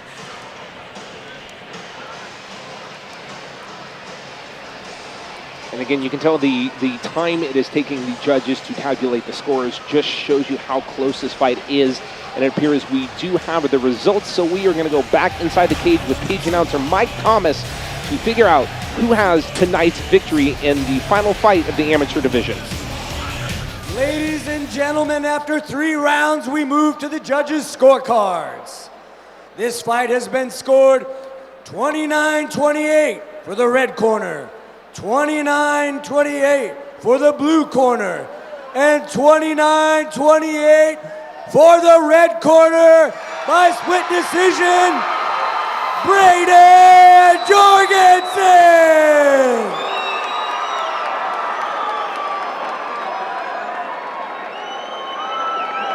Brayden Jorgensson, pleasure to have you back in the cage. I saw shades of your old man in that fight. Was the plan to get it to the ground and make it gritty? The plan was just to go fight. Whatever happened, happened. This is the first time in your MMA career that you've gone all 3 rounds. What did you learn about yourself having gone the distance tonight? That I can go to the distance and keep going the distance. When are we going to see you back? What's next for you? More fights. I just want to fight, like I said last time. Just keep them going. I love the fighting spirit. I see where you get it. Give it up for Brayden Jorgensson. Congratulations goes to Brayden Jorgensson, picking up the first split decision of the night. A very close, very contested fight. A very cool father-son moment there as you see Brayden Jorgensson along with his father, Scotty Jorgensson. Well, ladies and gentlemen, it takes a crew to put on everything you see and hear here at Idaho Central Arena, everything that you see, and not only does it take a crew, but it takes a family member. Unfortunately, this last October, just a few weeks ago, one of our longtime cameraman, a close personal friend to all of us on the broadcast team tonight, Brad Carlson, passed away. Brad started working here at Idaho Central Arena in the early 2000s. His camera work was not only seen through the Idaho Steelheads, right here at Front Street Fights, also the Big Sky basketball tournament. His talent, his hard work, and positive attitude led Brad to regularly working national broadcasts, sporting events throughout the year, including UFC right here at Idaho Central Arena. And for many close friends who worked with Brad over the decades, the television broadcasts and productions just won't be the same without us. Brad, we miss you, my friend. We'll always look at your camera spot diligently. We love you, we miss you, and we hope we're making you proud tonight.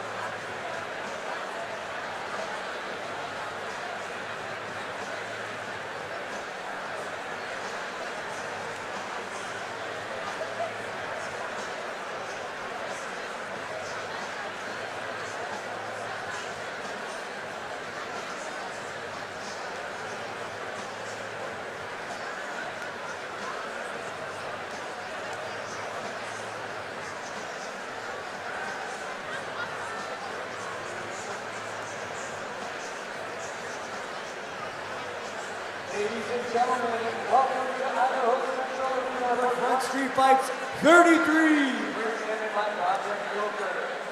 Front Street Fights at Idaho Central Arena would like to thank our future partners. Blue Cross of Idaho, building healthier communities for a healthier state. St. Luke's Sports Medicine, official hospital, doctor, and rehab provider of Front Street Fights. Pepsi, better with Pepsi. Official soft drink of Idaho Central Arena.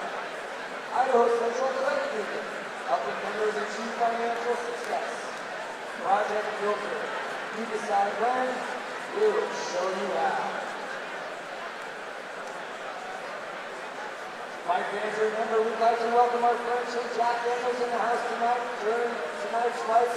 Any fight that goes into the third round, Jack Daniels will be just $8 for that round. Again, any fight that goes into the third round, you can get Jack Daniels for just $8 for the length of that round. Front Street Fights would like to thank St. Luke's Sports Medicine providing additional medical staff for this event. Front Street Fights would also like to thank our partners, Twin Peaks, Eat, Drink, See Views, Miller Lite, Tastes Like Miller Time, Monaco Cocktails, SOA Energy, Stinker, and Concrete Construction Supply. Don't forget to visit our merch. Stand up behind section 104. Go check it out. Get yourself some new prints.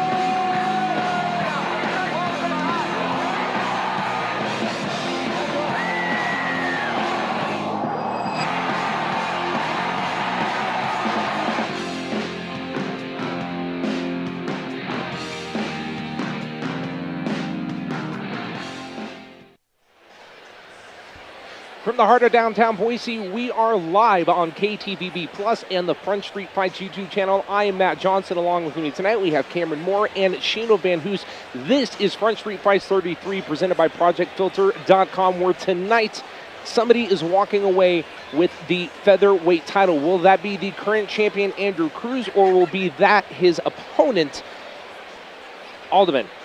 What do you expect from this fight tonight? Same thing we always see from Andrew, a hurricane. He is Andrew Hurricane Cruz. Sheena, what are you expecting from this fight tonight? Fireworks. I think we're going to see an awesome title defense. Again, that is coming up. That is our main event tonight. We do have 3 more pro fights before that. Let's take a look at the rest of the card tonight. We will pull that up on screen. Again, you're seeing it, our flyweight title bout, main event tonight, Gary Alderman and Andrew Cruz. But before that, we will also see in our co-main event tonight, it will be Steven Stywalt, no stranger to the Front Street Fights cage. He's going to take on Enzo Perez. And then, of course, 2 fights before that, we have Theocaris and Michael McDonald, Mitch Olsen, and Diteman Lloyd as well. Exciting 4 fights ahead of us. What do you see from all 4 of these fights tonight? I see everybody trying to just continue their win streaks. They're doing extremely well, a lot of these guys. I'm excited for it. Sheena? Yeah, same. But just fireworks. I think we always have a great matchup with Vita doing that, so exciting. And, well, we got 4 exciting fights. You've heard it from both of them, and let's kick the festivities off. We are going to send it back inside the cage for the introduction of tonight's national anthem.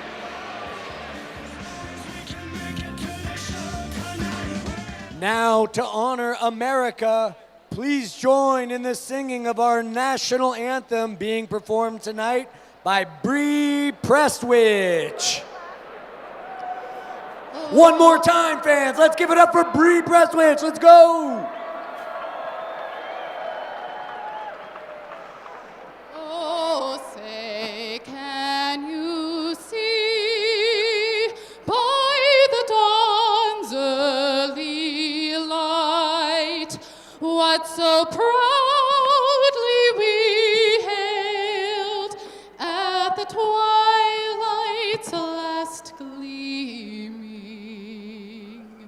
whose broad stripes and bright stars through the perilous fight o'er the ramparts we watched were so gallantly streaming, and the rocket's red glare, the bombs bursting in air, gave proof through the night that our flag was still there. Oh, say does that star-spangled banner yet wave o'er the land of the brave?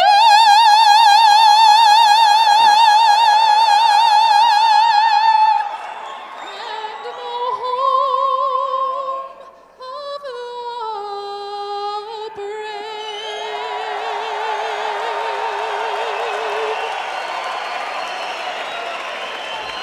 Incredible rendition of the national anthem tonight to get us going for the pro portion of the card. And speaking of the pro portion of the card, of course, we talked about this in the first half of the show.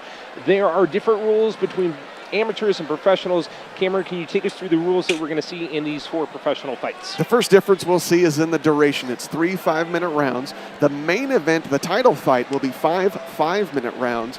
3 judges will continue to score each fight based on a 10-point must system. 10 points to the winner of the round. Opponent gets 9 or less. That point scoring is based on effective striking, grappling, aggression, and control time. How will this all play out over the next 4 fights? We are going to find out. To get us going for our first pro fight of the night, we are going to go back inside the cage with cage announcer Mike Thomas. Ladies and gentlemen, welcome to Front Street Fights 33! Presented by Project Filter. Tonight's fights are sanctioned by the Idaho State Athletic Commission with Commissioner Ryan Lanham. Referees are Tom Supnet and Mike Mickelson. Judges scoring the action are Aaron Welling, Aaron Elfring, and Jeff Martinez. Scorekeeper is Scott Marker, timekeeper Mike Stone. Our next fight, out of the blue corner, give it up for Dathan Lloyd. Sheena, we talked about it in the last amateur portion of the card, that last fight especially, when you're getting ready to go pro. Both of these gentlemen tonight are making their pro debut, of course. Dathan Lloyd, you see, coming out on a 2-fight loss streak. He's got 1 win under his belt. What gears do you have to switch as you're going into the pro portion of your career? I think just understanding that this is obviously longer duration. Dathan it's been a year since his last appearance in MMA, so maybe whatever caused his kind of shortcomings, he fixed during that time. But I'm excited to see mentally how he takes this on, because I know it is different. I mean, you're going in there with new tools, more time. You can't be as, I keep saying the word, but you can't be as frantic. Yeah. And Cameron, Shino mentioned it. It's been a year since Diteman last fought. Is there any worry about cage rust? There's a little bit worry about cage rust, but if he's coming back and making his pro debut, it's mean he spent all that time off preparing for exactly this pro debut. It wasn't a quick decision. He was ready for it, and he's been training and getting ready to make this debut. And what's the mentality, Shino, that he needs to have again? It's been a year. He's coming off 2 losses. What's the mindset that his coaches are telling him for this fight tonight? I think just stay calm and composed, but also go out and kill.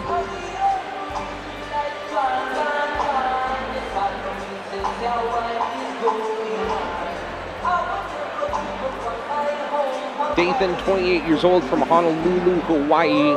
Both of these gentlemen had heard about this promotion, Front Street Fights, from other teammates, and both reached out to matchmaker Vida Ortega, saying that they wanted to be on this show, they wanted to be on this card. So I think hats off to the entire staff of Front Street Fights, of course, being led by matchmaker Vida Ortega, for getting the word out there and putting together these incredible shows where these fighters, want to come all the way from Hawaii. A lot of us here tonight would like to go to Hawaii tonight. Absolutely.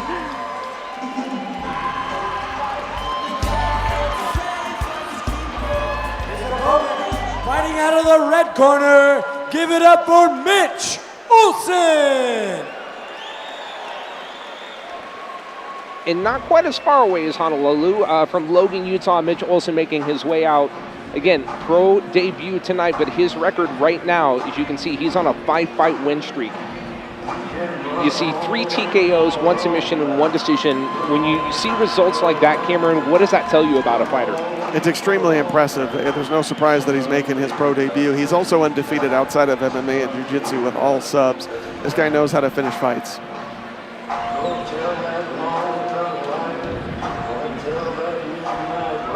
We got a little Johnny Cash tonight. I'm feeling this one.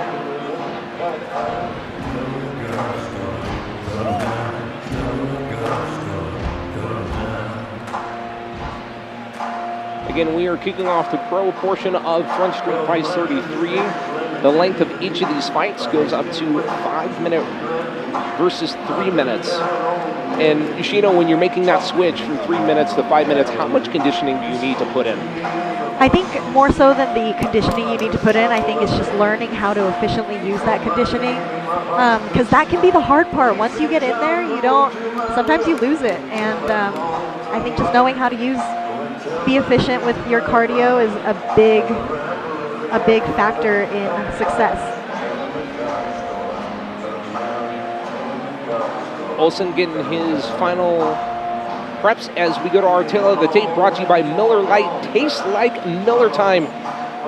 28 years old to 26. Lloyd has the advantage over Olsen. Couple-inch height difference goes to Lloyd. The weight just about dead even. The reach 2 inches to Olsen. How will all those stats play out? We will find out as we go inside the cage with cage announcer Mike Thomas. This fight is brought to you by Jack Daniels and is scheduled for 3 5-minute rounds in the Front Street Fight middleweight division. Introducing first, fighting out of the blue corner, making his professional debut, standing at 6 feet 1 inch, weighing in at 184 pounds, fighting out of Honolulu, Hawaii, representing Gracie Techniques and Legacy Muay Thai. Please welcome Diteman Lloyd. His opponent, fighting out of the red corner, making his professional debut, standing at 5 feet 11 inches, weighing in at 185 pounds, fighting out of Logan, Utah, by way of Melba, Idaho, representing Cache Valley Mixed Martial Arts. Please welcome Mustang Mitch Olsen. Your referee is Mike Mickelson. 2 big, strong men ready to do battle in the middleweight division. Of course, Mitch Olsen, as you heard, fighting out of Logan, Utah, by way that is, of Melba, Idaho. Referee Phil Mickelson has done the check with both fighters. And we are underway, round number 1. Oh, coming out quick is Mitch Olsen. I have a feeling that Mitch is going to make it dirty. Lloyd going for a big head kick. Olsen doing a great job of grabbing onto that leg, kind of pushing him into the cage. I saw Mitch before this fight in the locker room, and there was this focused intensity, and he has brought that into the cage right now. Both men displaying some speed and quickness. Lloyd connecting with a left. Good feints by Lloyd. Oh, straight hand from Olsen, laying it in. Knocks Lloyd down to his feet. Lloyd doing all he can to get away. Olsen keeping up the pressure with the right and the lefts. A straight right from Olsen knocks Lloyd down to the ground. Lloyd able to get away for a few minutes. Olsen slowing it down, getting back position, but just letting those bombs fly. He's looking to get control. He slams him to the ground. Olsen is all over Lloyd right now, has him on the ropes. Hammer fist coming from the left hand of Olsen, pressed up against the cage right in front of us here. Those lefts still coming in. Lloyd doing all they can to block him right now. I will say he is missing a few of those. They're going around his block. Yeah, I had a feeling that Mitch Olsen was going to make it dirty. You could tell in his past fights that he's just a gritty fighter. Trying to sneak in a couple upper rights there, knee kick, and you said gritty. He is just grinding Lloyd's face into that cage right now. Lloyd doing all he can to get away. Olsen just relentless in this first 45 seconds. He's staying stuck to him really well. He's hip to hip, he's pressuring in, and he's varying his shots. He's going to the legs, he's going to the midsection, he goes up top to keep Lloyd frustrated and guessing.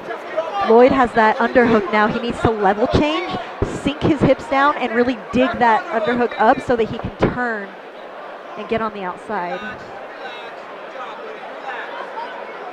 A fast-paced few seconds in this first round of our first pro fight of the night. Pace slowing down just a little bit. Both men back up, standing facing off in the center of the cage. Good feints from Lloyd.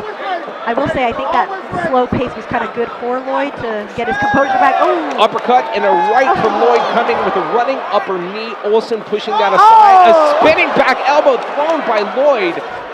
But again, Olsen just relentless, grabbing on, pushing him right back into the cage. Lloyd's doing a great job. He's looking for that center lane. He's controlling it. He threw that uppercut and he closed distance very well. And then went right back up to the head. Look for him to continue to exploit that center lane. Olsen kind of stomping off the left foot of Lloyd, trying to loosen up that bait. Lloyd wise to the move, moving that feet out of the way, that leg out of the way, excuse me. So come up the final 2 minutes of round number 1 here. Some big flurries of fast action here so far. Yeah, it's been great. Right now we're seeing Lloyd stuck up against the wall. Like Cam said earlier, he's doing a good job just keeping him there, hips underneath him. Lloyd just doesn't really have anywhere to go, but I really think getting that underhook on his right side will help him a lot. Turn back in and get the pivot that he needs. He also got that elbow inside. Oh! Beautiful. Okay, or that. Just when you think you have it all figured out. This is back where Lloyd's comfortable. He's looking for that range. He's looking to go in between those hands again. Good setup. If Lloyd could just stay on the outside and pick and poke, I think that would be a good game plan for him. Keep him away with his range. He has long legs. He can use those. Lloyd sticking in a couple of straight lefts and rights there. Olsen countering them as well.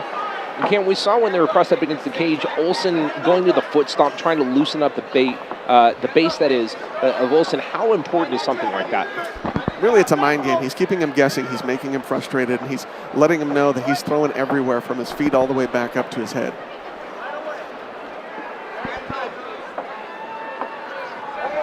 .35 seconds left in round number 1. Both men trying to figure out each other right now. Lloyd looking for a little bit of a front kick, pulling it back. Oh, that is going to be a penalty. Ouch. Referee Phil Mickelson is going to call timeout with 18 seconds left in round number 1. Dathan Lloyd going for the front kick there. Unfortunately, it was accidental. Caught Mitch Olsen right between the legs. And as we mentioned, it is an accident, but you can see Mitch Olsen down, writhing in pain right now. Big, heavy kick. I mean, we heard that all the way from over here, and he went straight down. He's going to have time to recover. We hope he does. We want to see this continue. He did apologize to the cornerman of You can see Olsen, it right so. there. Oh! On the Project Filter replay brought to you by Project Filter. You decide when, we'll show you how. Lloyd knew it too. Olsen in a lot of pain right now. Referee Phil Mickelson giving it some time to recover. He has 5 minutes, so. Unfortunately, the biggest beneficiary of this is Lloyd. Olsen was just screaming something out to referee Phil Mickelson. And that would, any shot like that is hard, but that one definitely seems to possibly have taken it out of Olsen. Olsen's cornerman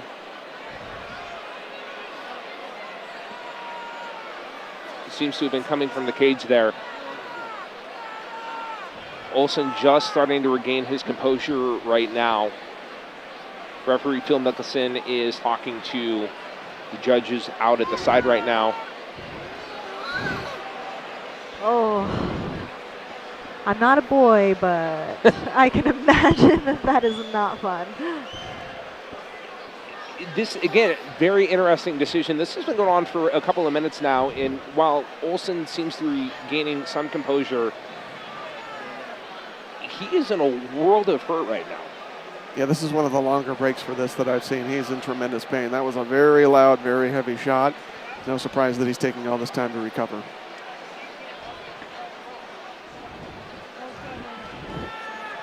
You know, that was a really, really hard shot. So, but whenever fighters do take so much time, I know he needs it, but whenever fighters do take so much time, it gives their opponent time to rest too. So sometimes when you got to kind of. That's what I mentioned earlier. Lloyd is the biggest beneficiary of this rest time. Yeah. Again, we go back to the Project Filter replay brought to you by Project Filter. You decide when, we'll show you how. You see Olsen back control right now, trying to get those fists in. That was a big beautiful slam down there to Lloyd. A mat return. And again, Lloyd was doing a lot of the feeling out process. Got it a little bit closer than he wanted, but that's, again, when you're trying to set stuff up, you're trying to get those front kicks, those side kicks to gauge the distance, to get in there, to throw those punches. Again, accident happens, and unfortunately this, again, no intent on the part of Lloyd for this to happen. It's very difficult to see right now. And unfortunately, sometimes you think you have the range figured out, and they close distance, and things collide. Again, the judges and the referees giving Olsen all the time he needs. You don't want to assume, but just looking on Olsen's face right in front of us, not sure if he's going to be able to continue in this fight right now. I know they're going to give him probably all the 5 minutes and make the choice at the end. You can see the frustration from Olsen right there. You know he wants to continue this fight. May not be physically able to at this point.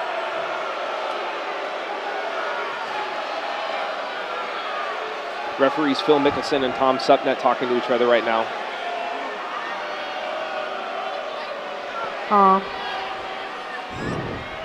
Good sportsmanship. Dathan Lloyd is saying, that was my bad.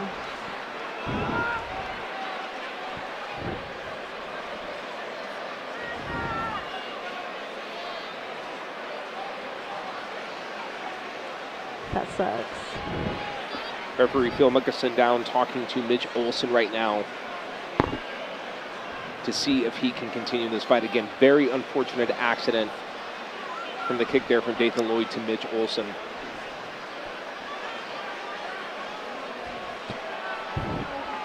Dathan Lloyd is, a 6'1" man. He's significantly taller, that happens sometimes with those lengthy guys. That sucks that it does, but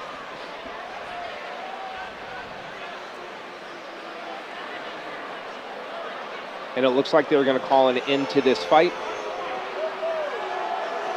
Or no, they're not going to call an end to this fight. They're taking a point? They're taking a point away from Dathan Lloyd.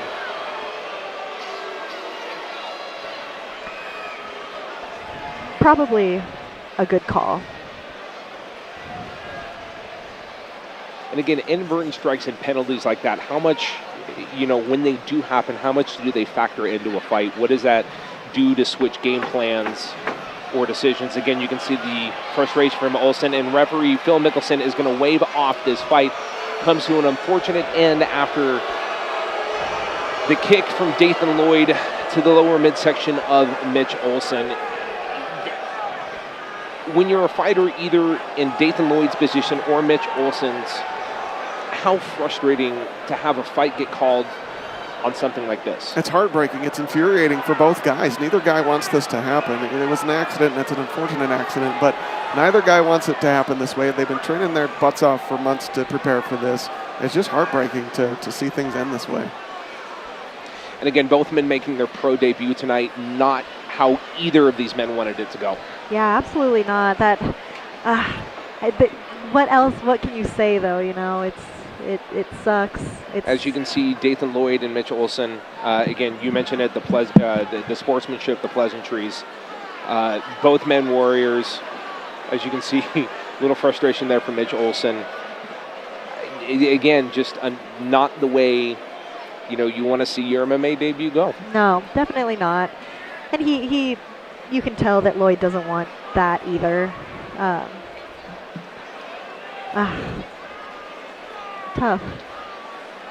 This is the 33rd edition of Front Street Fights, and I've been around in some capacity since the beginning. I know we've had fights called off due to injury, but that usually is the fights going on. To my recollection, this is probably the first time, and I'm fairly certain that this is the first time that a fight's been called in the first round due to an injury like this. And for the official decision, we're going to go back inside the cage with cage announcer Mike Thomas. Ladies and gentlemen, this fight has been ruled a no contest in the first round.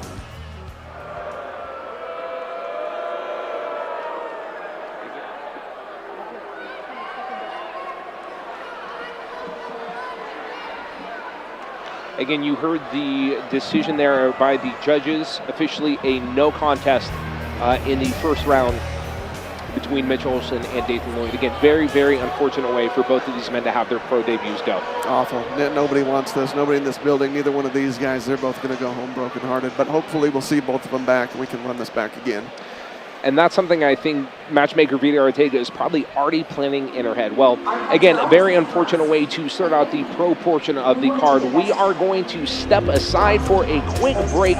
Coming up next, the second of 4 pro fights will feature Mike McDonald taking on Tommy Theocaris. That is next when we return to Front Street Fights 33, presented by Project Filter, live inside Idaho Central Arena. Welcome to Twin Peaks. Boise's most scenic place to catch every touchdown, home run, knockout, and slam dunk. Score big when you combine HD views, made from scratch food, and our teeth-chattering 29-degree draft beer.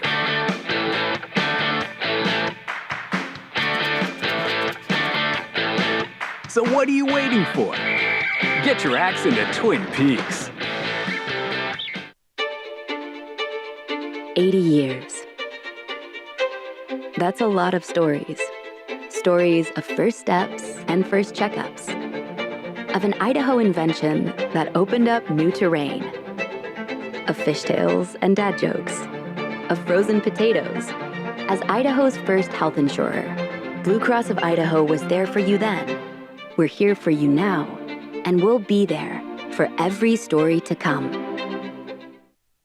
When we were deployed, the focus was always on the mission at hand. Using tobacco didn't seem near as dangerous as the missions we were doing. Quitting, that was something we could do later. Well, later comes around a lot quicker than you think. I made the choice to be tobacco-free so I could be here with my family. Your future is worth defending.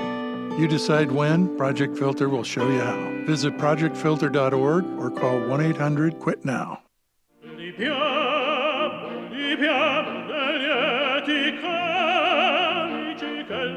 life happens. Lucky for you, the new ICCU Central Plus checking account comes with benefits, including cell phone protection. Wait, through my ICCU checking account? That's right. Along with a whole lot of other benefits you might need. Because being human is a full-time job. Hey, grab me one too.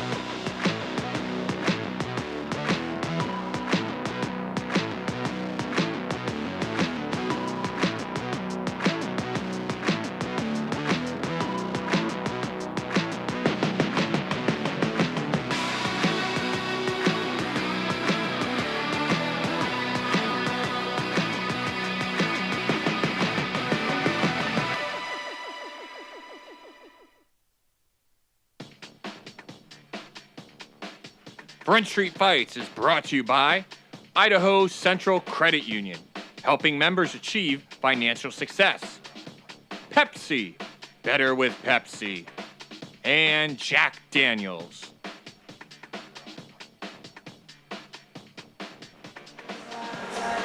Welcome back to Idaho Central Arena and Front Street Fights 33, presented by Project Filter. You decide when, we'll show you how. We are live on KTVB Plus and the Front Street Fights YouTube page. Heading into our second pro fight of the night, we send it inside to cage announcer Mike Thomas. Our next fight, out of the blue corner, give it up for Mike McDonald.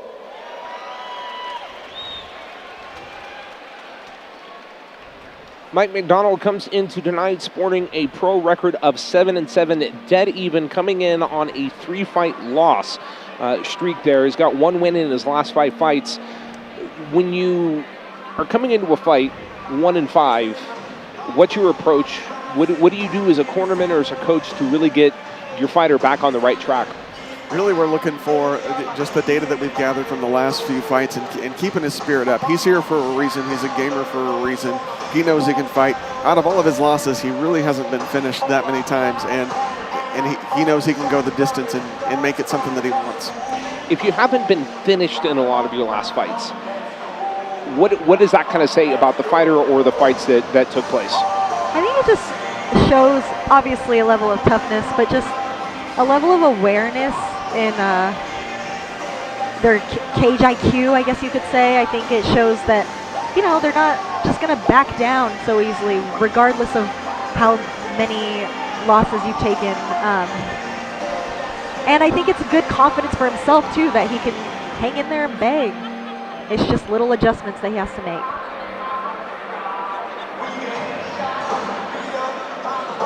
McDonald again getting his final preparations there, getting the Vaseline under the eyes, the final checks by the referees there.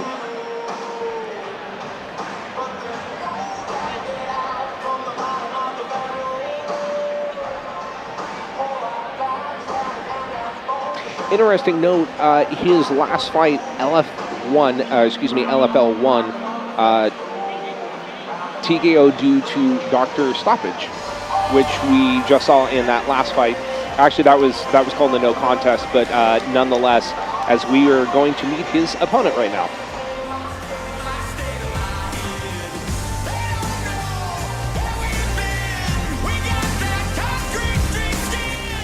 Fighting out of the red corner, please welcome Tommy Theocaris.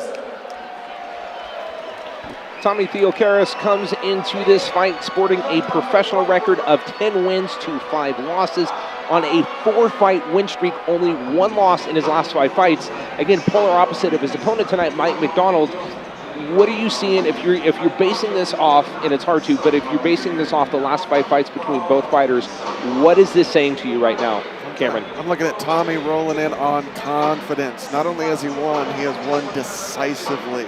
He's going to look to use that exceptional striking to continue that streak, make a statement, and keep Mike McDonald's lost streak alive.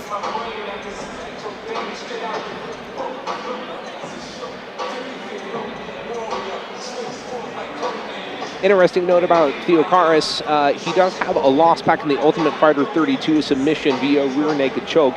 And that's a lot of pressure. I know, obviously, Shino, you're around that fight scene, that fight card. When you get up to the level of the Ultimate Fighter, what kind of pressure does that bring on a person? You know, I mean, you're around so many other athletes that quote-unquote deserve it as well, right? So I think it's just motivating, it's inspiring, and it is time to take a look at our tail of the tape, brought to you by Miller Lights. Tastes like Miller time. Distance is a big thing for both of these gentlemen. Mike McDonald comes to us from Albany, Louisiana. Tommy Theocaris comes to us from Toronto, Ontario, Canada. Age, 1 year difference. 2-inch height advantage goes to Tommy Theocaris. Weight, the advantage goes to Theocaris by nearly 4 pounds. Reach, 3 inches to Tommy Theocaris. Everything says right now, based on the tail of the tape, the advantage goes to Tommy Theocaris, including the last 5 fights. Will that ring true, or will Mike McDonald get back onto the winning track? We're going to find out as we go back inside the cage with cage announcer Mike Thomas. This fight is brought to you by Twin Peaks. This fight is a catchweight fight at 175 pounds and is scheduled for 3 5-minute rounds. Introducing first, fighting out of the blue corner with a record of 7 wins and 7 defeats, standing 5 feet 9 inches tall, weighing in at 175 1/2 pounds, fighting out of Albany, Louisiana. Please welcome Magic Mike McDonald. His opponent fighting out of the red corner with a record of 10 wins, 5 defeats, standing 6 feet 1 inch tall, weighing in at 175 pounds, fighting out of Toronto, Ontario, Canada, representing Toronto TriStar. Please welcome Tommy, the Greek Warrior, Theocaris! Your referee for this fight is Tom Supnet. Interesting note about this, you heard it as a catchweight fight. Originally, this fight was scheduled at 185 pounds. Also interesting note about this, Mike McDonald took this fight on a 5-day notice. Tommy Theocaris really wanted to fight on this card, so matchmaker Vita Ortega went out and found him a gamer in Mike McDonald. No surprise, Mike McDonald is Shino mentioned it earlier, toughness. Mike McDonald is toughness. This dude's had bare-knuckle fights against MMA legends like Charles Crazy Horse Bennett. For the educated, they know who that is and what that means, and he beat him. And you know what? Sometimes the record speaks for itself in the sense of 7-7 isn't necessarily the greatest record on paper, but it shows that he's down to fight. Theocaris coming in with a couple of big swinging overhead rights and lefts there. Mike McDonald, again, you just saw the big overhead right. McDonald doing a good job blocking it. Theocaris, a couple of good inside leg kicks. Both men really filling each other out in this first 60 seconds. I feel like for Tommy Theocaris, those overhands, because he's so much taller, I'd like to see him straighten those out. I feel like he'd have more success with more of a straight right than an overhook. I agree. He's also going to occupy that center space that McDonald is occupying. He's coming in close. He's getting in tight. He's comfortable in this range. He just wants to get it a little tighter to work his game. Stiff outside leg kick from Theocaris.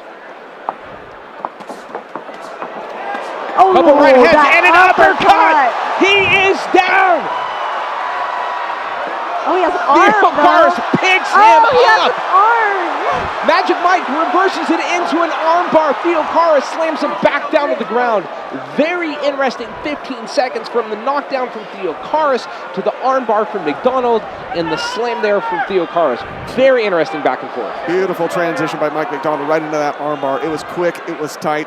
Tommy had to go on immediately on defense and abandon his game, and now he's rethinking what he wants to do next. I didn't even see it. The strength displayed by Theocaris to pick him up once McDonald went down to the ground, but the intuitiveness from McDonald as he's being lifted up to grasp on as Theocaris gets in there with a knee, 2 knees, 3 knees. McDonald coming back with the right of his own. Theocaris dropping down, trying to get McDonald back on the ground. Just when you think it's over, Theocaris gets McDonald back to the ground. Very interesting matchup so far, Cameron. Interesting adjustment in game plan. He's very successful on the feet. He's throwing hands. He's throwing everything at Mike McDonald. And he switches game plans to go to the ground. Very interesting strategy.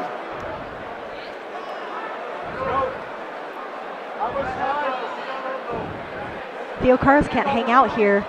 He's getting his head pushed down. He needs to start transitioning and start climbing up. Maybe take that hand, that wrist control out from McDonald, his right hand. McDonald kind of laughing right now for a minute, really just pushing Theocaris' head down there. The strength displayed by both men right now, and really McDonald keeping Theocaris at bay as Theocaris kind of is still trying to get back position. McDonald doing a really good job kind of sneaking against the cage to block that, sneaking in a few rights there. Tommy's really just trying to solve the riddle of McDonald right now. Mike's doing a great job. He's getting his feet under him. He's getting his hips under him. He's pressuring up. Tommy can't keep him down. He's wondering what to do next. But if I'm in Tommy's corner, I'm telling him to separate. Let's go back to the striking. Let's keep it going. We got McDonald against the fence. Let's keep him there. Let's throw those bombs. Again, Theocaris, good stiff knee to the midsection, gets one to the head. McDonald might have had it blocked just a little bit. McDonald trying to get inside the arms there, throw whatever he can to the face. Theocaris in the black trunks, McDonald in the white trunks. We are in the final 60 seconds of this opening round in a catchweight fight here tonight at Front Street Fights 33. McDonald trying to float that flying back fist, wanting a high five from Theocaris. Not getting it, ate a couple punches instead. Yeah, McDonald threw a couple of overhands on himself of his own, and they landed better because he's the shorter fighter. I really think that if Theocaris straightened out his right hand, he would have more success with hurting him. Theocaris again coming in with the right and the lefts, bringing McDonald in close, trying to get those knee strikes to the body. 10 seconds left in round number 1 between the Greek warrior Theocaris and Magic Mike McDonald. And I gotta tell you, Cameron, that was a very, very interesting first round. Absolutely. I mean, just a clash of styles. It's exactly what we expected. Tommy's striking, it's crisp, it's clean, it's pretty, but Mike's is calculated. He's a good counter fighter, and he owns that distance very, very well. He's really disrupting Tommy's rhythm. And Cameron touched it on there, disrupting his rhythm. And again, you know, Theocaris coming in on that win streak, McDonald coming in on that losing streak. Everything on the tail of the tape, advantage kind of leaning towards Theocaris. This seems to be a little more middle of the road, more even than maybe you would see on paper. Yeah, absolutely. But like I said earlier, I think sometimes records are deceiving because obviously McDonald took this on 5 days, correct? He's down to scrap. He's not worried about his record. He wants to fight. And again, no disrespect was meant there to Mike McDonald. He is a gamer. He is a scrapper, as you just mentioned, taking this fight on 5-day notice. That means, you know, we're here on a Friday, you get the call Sunday evening. You're probably sitting at home watching TV. Maybe you're probably training, but, you know, now you're in here doing it just 5 days later against the game opponent, Tommy Theocaris, excuse me. On a Sunday, you're definitely debating if you're going to go to training in the morning. It depends on how the weekend played out. Oh, Big right there from beautiful Theocaris, straight. trying to follow it up with the left and right. Mike McDonald, excuse me. Yeah, Mike McDonald getting the blocks in there. Was that a straight right? Was I right?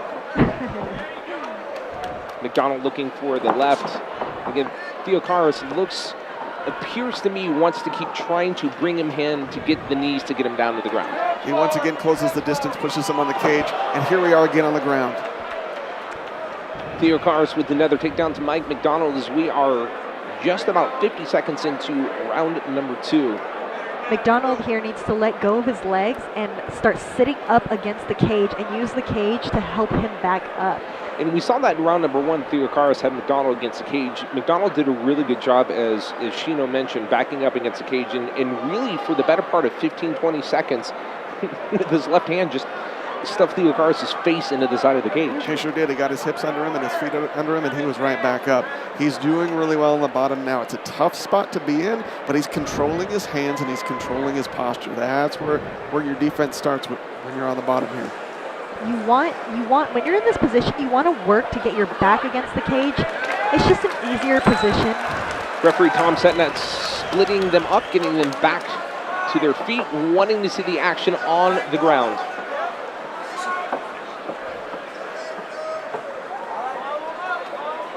Both men, just a flurry of fists back and forth. Oh. And again, Theocaris bringing McDonald in close, backing him up to the cage seems to be the game plan right now. Theocaris needs to get that whizzer. McDonald has the underhook, so he's not going to be able to wrap a body lock around him unless he gets either a whizzer or gets the underhook on the left side.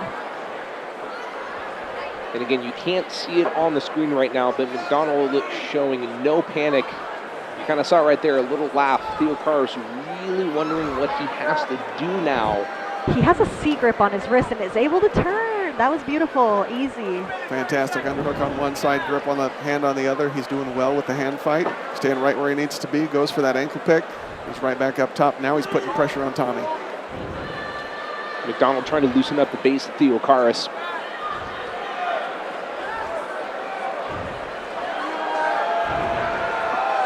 A little over halfway through round number 2. Oh, Stiff right there from Theocaris. He throws with intent. Gets an elbow to the left side of McDonald's face. And again, backing up the cage, trying to get the hooks behind the leg, get McDonald back to the ground. Seems to be at this point where Theocaris wants to take this fight. It's where he wants to be. I just can't figure out why. He's having success on the feet, especially against the cage and when he's in his range. He's going to the takedowns. He's getting points off of it, and he's getting some of that dominance, but he's not doing anything with it to finish. If I'm his coach, I'm saying, let's finish this fight, separate and throw those hands again. You can hear the boos coming from the crowd. Obviously, they want to see the stand and bang between these two gentlemen. But again, Theocaris seems to be really comfortable to put McDonald up against the cage and slow the pace down. But as we've seen time and time through these first couple rounds, McDonald seems to be finding his way through it. Yeah, and it gives him time to rest too. Like, look, he's playing here. Again, referee Tom Sutton breaking up the action. Wants to see them going. I wonder if Theocaris is a little bit tired. I think he is. I think he looked up at the clock there a minute ago, and I think he's using these grappling exchanges to slow things down. 45 seconds left in round number 2 between Tommy Theocaris and Mike McDonald. If he is tired, Theocaris needs to use his long legs to just keep the range, keep him away from him, keep McDonald away from him. McDonald sneaks in right there, and again, Theocaris trying to pull him close, get those knees in. And one thing I'm kind of noticing too, and correct me if I'm wrong, Cameron, but McDonald, his hands are staying up. Theocaris, as this round has gone down, his hand posture has gotten lower and lower. That's exactly right. He's losing the elevation on those hands. They're about at his hips now, whereas, as you pointed out, McDonald's are staying high. If he gets into his boxing, he's going to have the advantage. He's got some good teeps there, though. McDonald coming in with a couple of lefts and rights there, backing up Theocaris to the cage. Saved by the bell, apparently, from Tommy Theocaris. Mike McDonald has got the energy. He's got the pep in his step. Theocaris right now, again, correct me if I'm wrong, Cam, he seems a little gassed right now. He absolutely does. We saw him look at the clock, we saw him breathing out of his mouth, and we saw his hands dropping. These are all keys to somebody being real exhausted.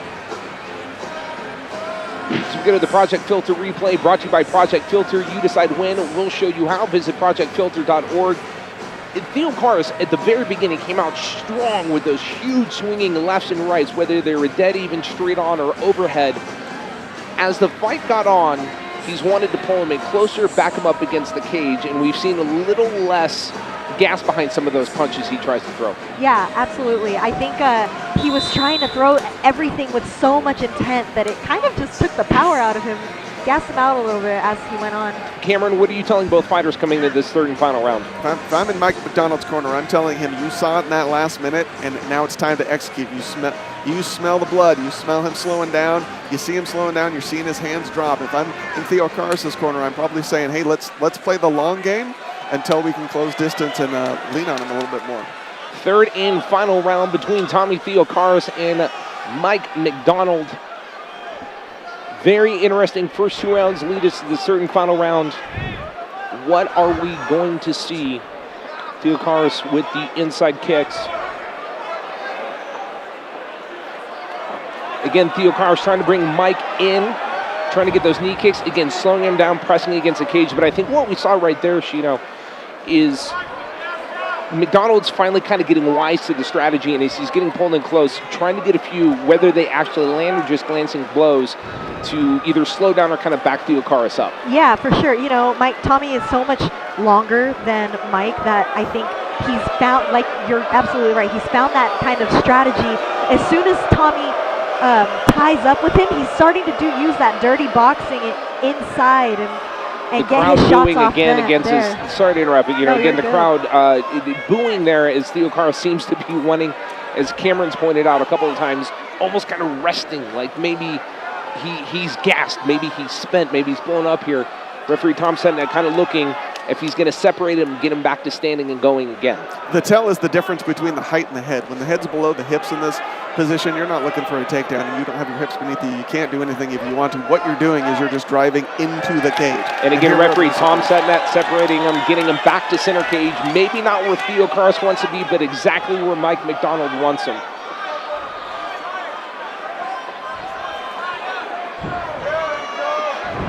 I think McDonald sneaking in a couple of rights and lefts, a couple of knees, backing Theocaris into the cage. He comes in with an uppercut, a couple of more rights, a couple of more lefts. Theocaris not putting up much of a defense. Hard right knee, another uppercut. McDonald is just letting loose on Theocaris right now. Gets a right elbow in there, a left elbow in there. I think this is perfect for Mike. Just keep this close. McDonald backing him up against the cage. Absolutely. Comes in with a flurry of fists, a right, a left. Couple uppercuts. Now he's going to the body, trying to loosen Theocaris up. 3 stiff lefts from McDonald to the face of Theocaris. This is where that intelligently defending yourself factor Big right comes elbow. in. Theocaris is not intelligently defending himself. He may feel confident because those punches now don't have McDonald as is much just power. teeing off. The rights, the lefts, the knee. Oh. He's gasping. McDonald slips. Theocaris just lays down to buy some time at this point. Referee Tom Setnet wondering what's going to happen right now. And again, McDonald, while he's on his back right now, seems to be in full control right now, Shino. Yeah, absolutely. He's just not tired. He's feeding off of Theocaris' tiredness, and I think it's just he's playing into it. That happens, you know, when you see your opponent tired, you almost get more energy.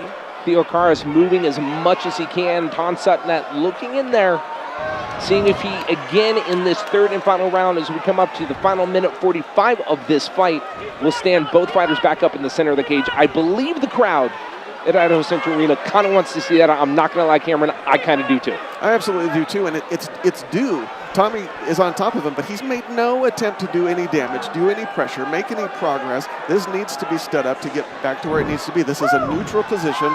Neither fighter is making any progress. We need to get back to our feet. McDonald working the hips, try to get whatever leverage he can to get Theocaris off him. And I think McDonald could get up if he would let go of his legs and start framing with his knees and just McDonald get to trying his to feet. slip out of the grip. He is getting oh so close. Almost locking in an Triangle. arm bar. We saw it again in the first round.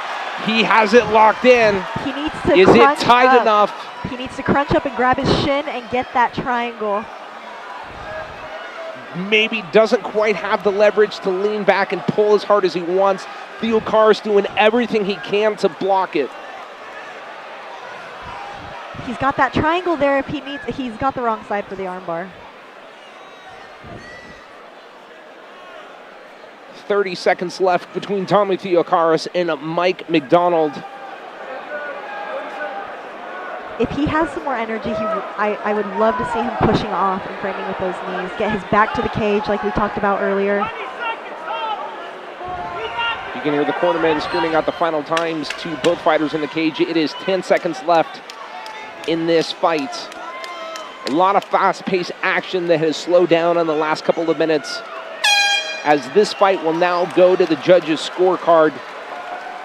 And I'm not going to predict anything. I kind of feel like I know where this one is going. What did you see? Again, Tommy Theocaris, Cameron, he came out fast. He came out furious, but really tailed off middle of that second round. It's really going to be interesting how the second round specifically is scored. I think this is a great example of somebody trying to win the match and somebody trying to win the fight. Absolutely. A lot of motivation there on the side of Mike McDonald to win this fight again, as we are in the Project Filter replay brought to you by Project Filter. You decide when, we'll show you how. Visit projectfilter.org. And again, we talked a lot about the storyline of this fight was the energy. And if we can get out of the replay and go into the cage right now, you'll see it right now. Mike McDonald, he's up, he is walking around, he is hyped. Tommy Theocaris is absolutely gassed and down on the ground and just finally getting back to his feet. Say nice things. Only nice things. I was just told to say very nice things by Mike McDonald, and he kind of scares me, so I'm going to say really nice things.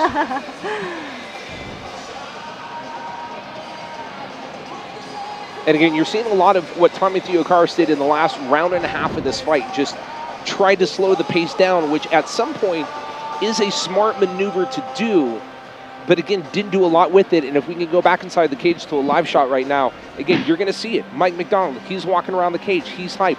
Tommy Theocaris is absolutely gassed. He is sitting down right now. Yeah, you know, and I mean, kudos to Theocaris for giving it everything he had. I do think sometimes, I personally love a fight, someone who tries to go out and get that win more than find that win, you know. But sometimes it's just like, it's a fight, you know. Sometimes you end up like how Theocaris looks and Is it one of those things that potentially, again, he takes this fight on 5 days' notice? Both fights, obviously, you know, McDonald took it on 5-day notice. Theocaris has been training for a different opponent. You've got 5 days to scout what you can find out of this guy. Is it maybe a lot of what he could figure out in 5 days? He thought one thing, and again, game time, we're on, it's going, and then all of a sudden this is not what I expected. I think fighting is always like that in general, right? I think you just don't expect anything sometimes. They always say if you have a game plan, every game plan just goes out the window. So no matter if you have 2 months to prepare or 5 days to prepare. So I think it's just one of those things, you know, obviously McDonald is just ready for war. We talk a lot about sportsmanship here on Front Street Fights, and you can see Mike McDonald going over and talking to his opponent tonight, Tommy Theocaris. Exchanging words like that after a fight, whether you win or lose, whether you know you did or you didn't, what's it like to have that moment with the person you just went to battle with for 15 to 20 minutes? I personally love it. I think it just, I mean, you can't help but respect whoever steps in there with you. Fighting is a scary thing. Ladies and gentlemen, after 3 rounds, we move to the judges' scorecard. This fight has been scored 29-28 by the red corner, 29-28 by the blue corner, 29-28 for the red corner. Your winner by split decision, Tommy the Greek warrior, Theocaris.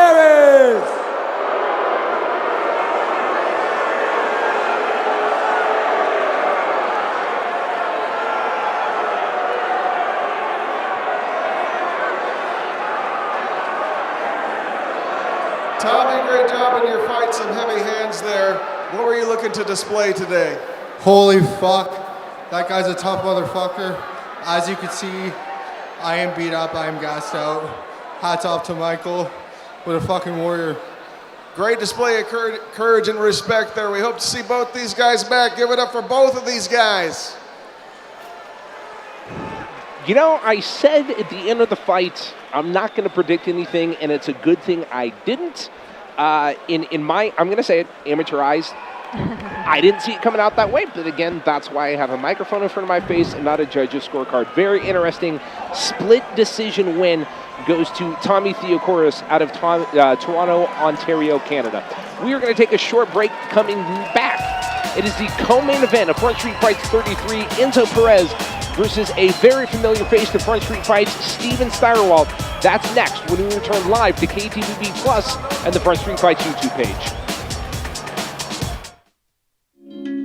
Our pets are always there for us, like family. We want to take the best care of them. Dogs and cats exposed to secondhand smoke are more likely to get cancer. Your pet doesn't have a choice, but you do. Whenever you decide to quit smoking or vaping, we'll be there to support you. You decide when. We'll show you how. Learn more at projectfilter.org or call 1-800-QUIT-NOW. Welcome to Twin Peaks. Boise's most scenic place to catch every touchdown, home run, knockout, and slam dunk.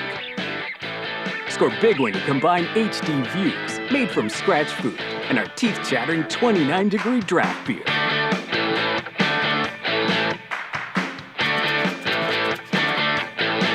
So what are you waiting for?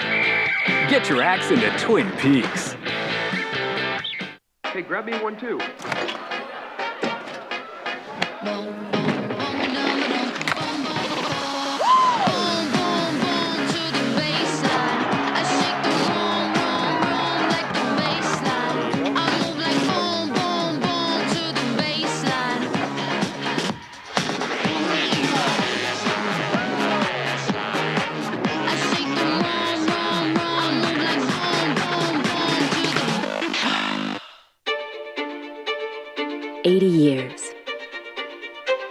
That's a lot of stories. Stories of first steps and first checkups. Of an Idaho invention that opened up new terrain. Of fishtails and dad jokes. Of frozen potatoes. As Idaho's first health insurer, Blue Cross of Idaho was there for you then. We're here for you now, and we'll be there for every story to come.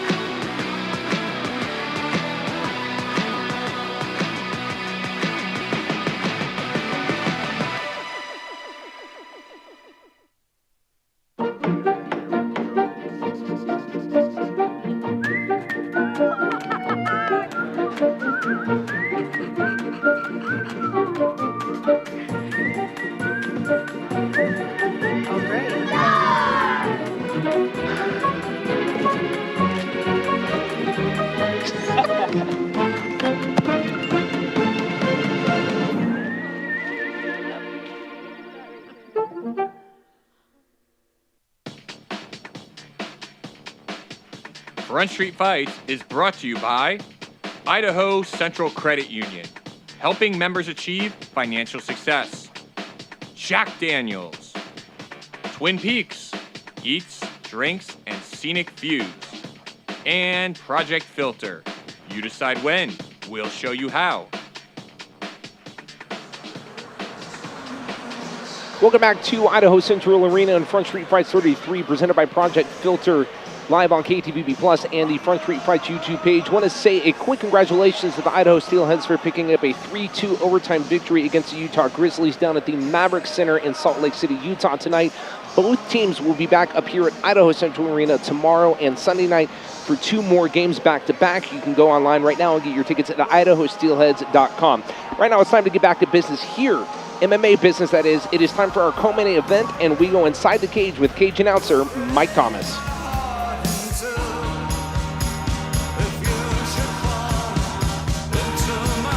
All right, everybody, let's give it up for our next fighter out of the blue corner, Enzo Perez.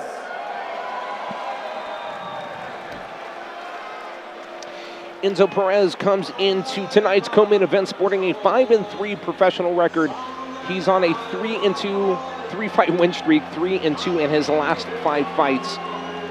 We see 3 decisions, 1 knockout, 1 submission.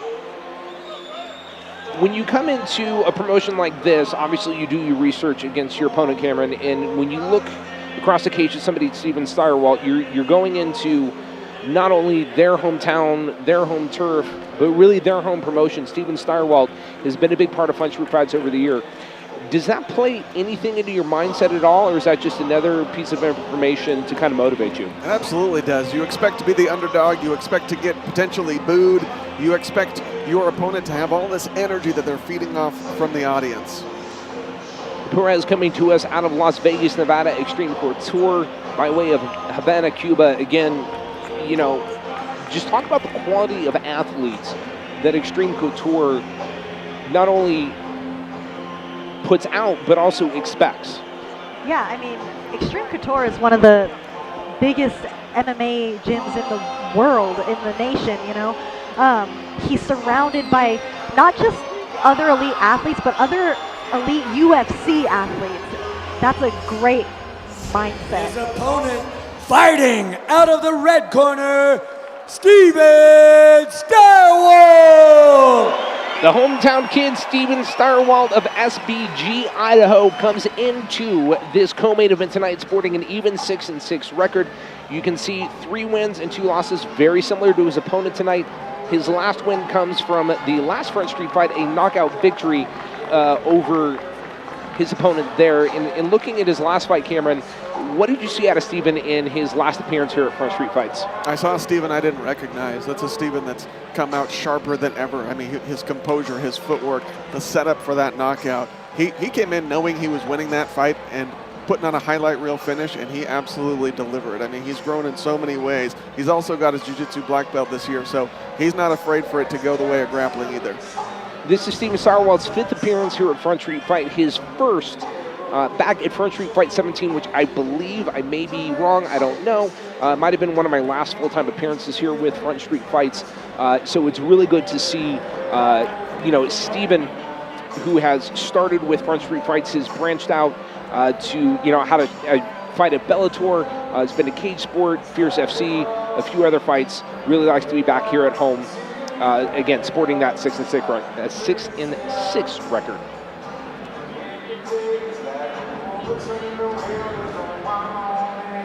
Yeah, he's been on the last 3 shows, so he's definitely a crowd favorite.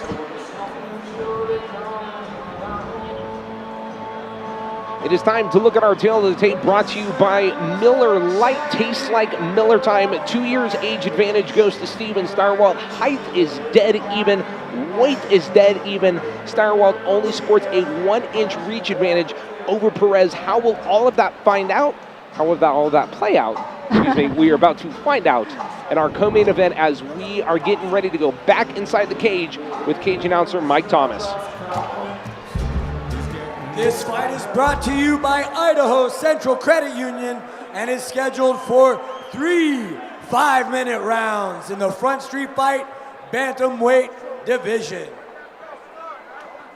Introducing first, fighting out of the blue corner with a record 5 wins, 3 defeats, standing 5 feet, 8 inches tall, weighing in at 135 pounds, fighting out of Las Vegas, Nevada, by way of Havana, Cuba, representing Extreme Couture, please welcome Enzo New Religion Perez.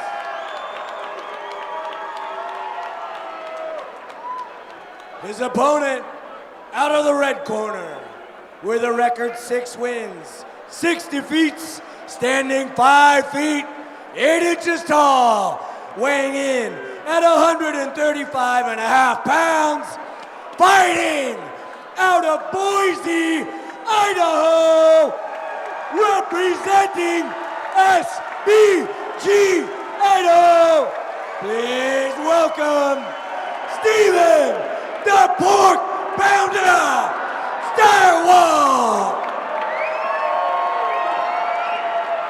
Your referee for this fight is Mr. Mike Mickelson giving the final instructions to both fighters. Both fighters coming in on a bit of a win streak. Can Steven Stywalt make it a trifecta of wins here at home in front of his hometown crowd, or will Perez stop that momentum? We are going to find out. We are underway in our co-main event tonight. Opening stiff left shot there from Perez. 2 big shots to Stywalt, and Stywalt already closing out that right out. Perez just unloading lefts and rights. Stywalt is on the ropes. Perez is unlinting. He has not stopped with the rights and lefts. Stywalt in a world of trouble. Eats a big right knee to the face. Takes 2 more hard rights and lefts. Perez has his foot down on the gas pedal. He is unrelenting. Steven Stywalt can't do anything to stop this right now. And just like that, 40 seconds into the fight, referee Mike Mickelson calls an end to this one. The New Religion, Enzo Perez, comes in and takes out Steven Stywalt. Absolutely impressive. That first from the punch, get-go. That first punch hurt Steve's eye. Did you see him bugging? He was touching his eye, like flinching, like something. Instantly. Something got him. Yes. And could Shino not talked recover. about it. It caught it. It was kind of right in front of us. It looked like a right to the left eye of Stywalt, connected, and really from that point, as we go to the Project Filter replay brought to you by Project Filter. You decide when, we'll show you how. And if you take a close look at the left eye of Stywalt, he's got it closed, and anytime he got a little bit of a break, he was trying to protect it as much as he can. And the impressive part, and I'm sure your coaches have told you this, like, if you smell blood in the water, don't let go. Keep your foot on the gas pedal. And I don't know if I could come up with a better textbook definition of keeping your foot on the gas pedal than what Enzo Perez just showed us. Oh, it was picture perfect. I don't know if Steve thought it was an eye poke or what, but it definitely hurt him, and Enzo did not let off at all. Like you said, he smelled the blood. He went for it. It almost looked like it took him by surprise, the way he's reacting and kind of looking the way his coaches are right now. I don't think they're thinking anything nefarious as far as like an illegal eye poke, which could be, which can happen sometimes. And Enzo Perez definitely eating up the lack of cheers, I will say, from the hometown crowd. As he should. That was a phenomenal performance. I mean, it only lasted 40 seconds, but my God, that was impressive. It was beautiful.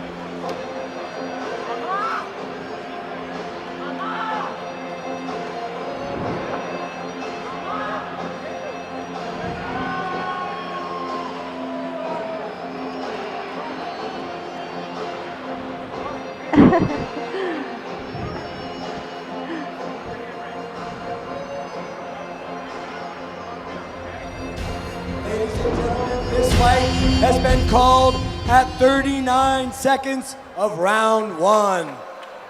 Your winner by TKO due to strikes. Out of the blue corner, give it up for Enzo New Religion Perez.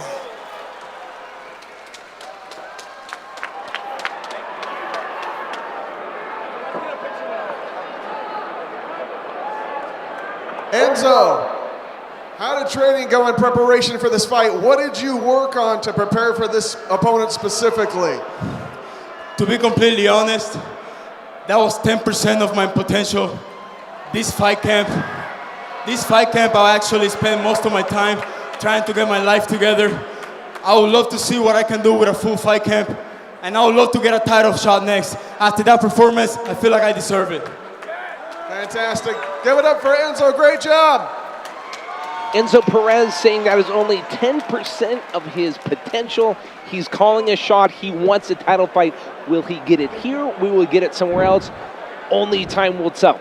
Well, we have reached that point of the evening. We've only got one more fight to go. It is our main event of the evening for the flyweight title. Barry Alderman looks to become champion. Andrew Cruz looks to continue being the champion. How will that play out? We are going to find out next when we come back with the main event of Front Street Fights 33 right here at Idaho Central Arena. Welcome to Twin Peaks. Boise's most scenic place to catch every touchdown, home run, knockout, and slam dunk. Score big when you combine HD views made from scratch food and our teeth-chattering 29-degree draft beer.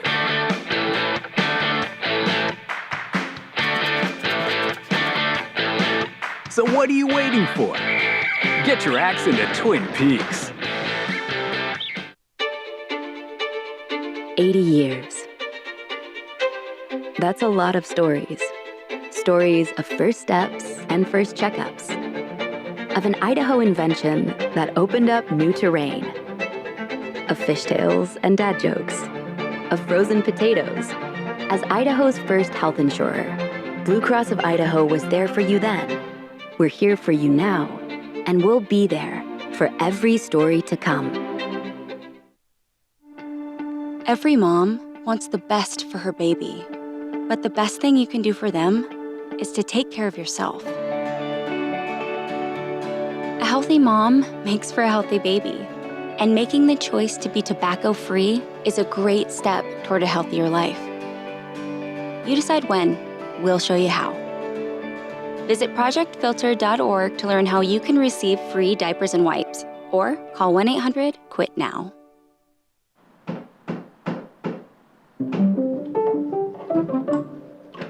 Hi, Mom.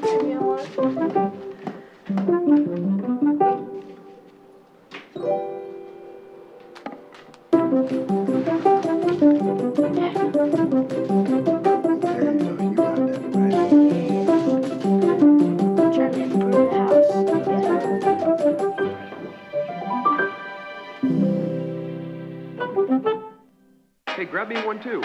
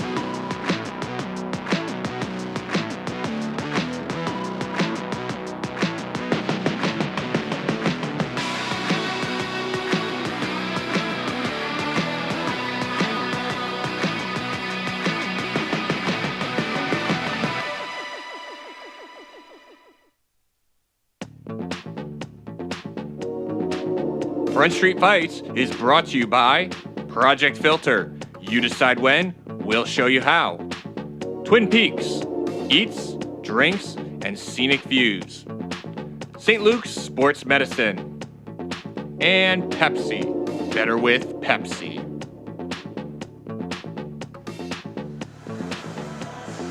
We are back live for the main event of Front Street Fights 33, presented by Project Filter. You decide when, we'll show you how. Visit projectfilter.org. We are live on KTVB Plus and the Front Street Fights YouTube page.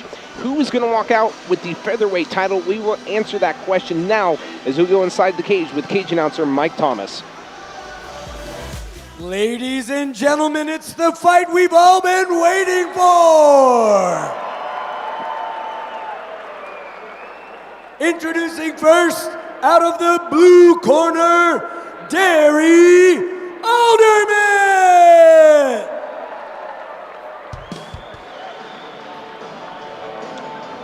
Derry Alderman comes into this with a professional record of 6-2. Very even track record in his last 5 fights, 3 wins, 2 losses, a lot of submission, and a loss to a doctor's stoppage. And again, Cameron, I know we've talked a lot about how we view the last 5 fights. What does that speak to you? It's great to see just so much success and consistently. That's really the key to his record, his success is, not only is he winning, he's winning consistently with the same type of stuff. His grappling is not to be questioned. Andrew Cruz is a black belt himself, Northwest Submission Challenge champ. He's definitely got his pedigree in jiu-jitsu as well. We'll see if he can neutralize what Alderman's coming in with.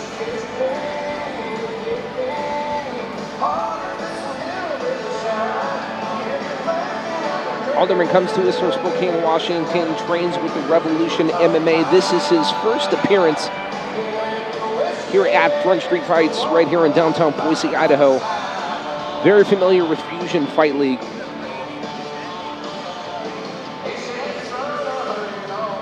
When you're coming into the hometown of the champion, Chino, and you're looking to take that title, motivation, cause for war, I mean, what does that do to your mindset? Obviously, time of fight, you want to leave as champion, but knowing you're going to do it in the hometown of the champion, we'll get to that in just a second. His opponent, the champ, fighting out of the blue corner. Put your hands together for Andrew Cruz. The Front Street Fights featherweight champion Andrew Cruz comes into tonight's fight with a record of 9-6, coming off of a loss, obviously not here at Front Street Fights. His last fight here at Front Street Fights, again, a win over Trevin Jones. But as I was getting to, Shino, when you're the opponent, obviously you're looking to become champion. That's motivation enough. Is there a little extra added motivation to do it in the hometown of the champion in front of his friends and family? Absolutely. You know, everybody's going to be cheering for your opponent, as they should. And you want to kind of rain on their parade a little bit. That's the mindset you have. So I would say yes.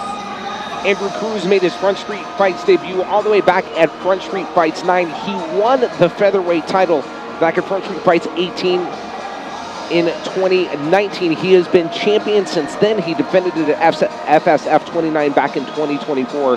A lot on the line for both men tonight. Motivation on both sides. Who is that going to favor? That's tough because it can favor, I mean, they're both in such great spots, right? Andrew's at home. He's defending his title again at home with his family and his crowd in his corner in the crowd. And on the other side, Alderman is, like I said earlier, trying to rain on that parade. So it's just fun to see the dynamic. It is fun to see, and it is time to look at our tale of the tape, brought to you by Miller Lite. Tastes like Miller time. Alderman has the 5-year age advantage. Andrew Cruz has the 2-inch height advantage. Weight is dead even. The reach goes to Andrew Cruz. Who leaves with the featherweight title? We are about to find out. We go inside the cage with cage announcer Mike Thomas. Introducing first, fighting out of the blue corner with a record of 6 wins, 2 defeats, standing 5 feet 8 inches tall, weighing in at 144.5 pounds, fighting out of Spokane, Washington, representing Revolution MMA. Please welcome Derry Alderman.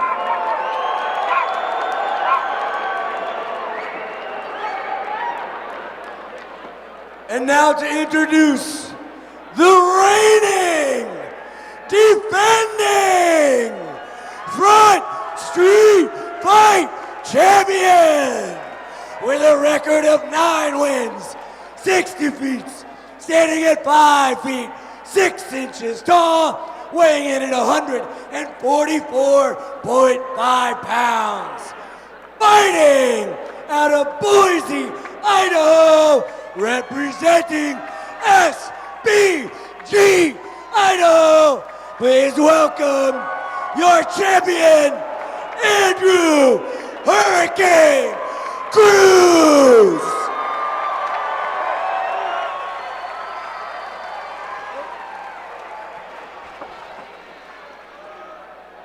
Okay, guys, I want you to follow my instruction at all times and defend yourself at all times. Let's keep it exciting. Go ahead and touch them up. This is what the fans here at Idaho Central Arena came to see tonight. It is title fight time. Andrew Hurricane Cruz wants to leave with the title. Derry Alderman wants to take the title. Who gets it? We are finding out right now. Round 1 is underway. Good kick to start off the fight. Alderman, of course, in the red, white, and blue trunks. Andrew Hurricane Cruz in the black trunks. A little red, white, and blue on there as well.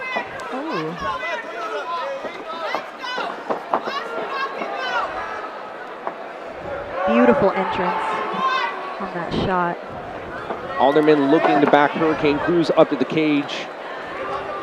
Slow and steady is 2 words that I would use to describe, or I'm going to change that, really focused. Andrew Cruz is always really focused. You know, he's probably a really good poker player because there's not a lot of things you see change in his facial expression throughout the course of a fight. Staying very tight. He's hip to hip, he's shoulder to shoulder. He's staying on top of him right now. He's working on the hand fight, but he's in good position to put a lot of pressure on Derry. Something I hear from a lot of fighters that have fought Cruz is his pressure. They always talk about his pressure and how it's hard to just work through it. Cruz trying to sneak in a couple lefts and rights there. And again, the unrelenting pressure, as Shino mentioned, from Hurricane Cruz, keeping Alderman backed up against the cage, slowing it down, but still both men working right now, trying to figure out what advantage the other one might have. Alderman trying to roll through. Cruz just does not give him an inch and stays right on top of him. Absolutely is right on top of him. He's in that half guard. That half guard's opening. He's keeping the pressure on and he's throwing the strikes. He might just be comfortable here, posturing up and raining down.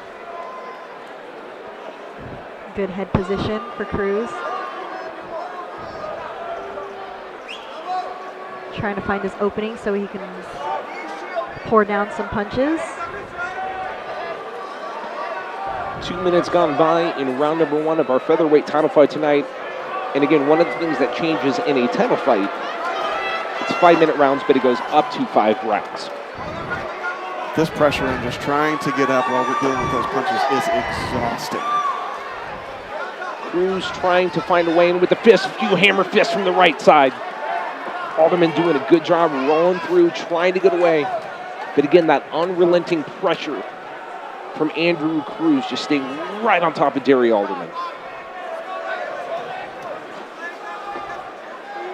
When you're pinched up against a cage like this as Alderman is, what are you trying to do? How are you trying to figure out a way out of this right now? You know, I mean, he's got the right idea to keep moving, but really just trying to get your cage, I've said it before, getting your back to the cage is kind of your best option. Use it to your advantage. He did a great scramble here. Now he's got to stand up, back to the cage, try and get on a hand. For the last 2+ minutes, Andrew Cruz has had Derry Alderman just backed up against the cage, the pressure on the cage, sneaking in a few hammer fists. And just the variety from Cruz. He goes to the head, he's keeping things down, he's dragging down, he's pushing, he's pinning the hips, then he'll pin the shoulders. He'll pin the hips, he'll pin the shoulders. Again, there come the hammer fist. Few to the back side of Derry Alderman. Cruz just has great cage control.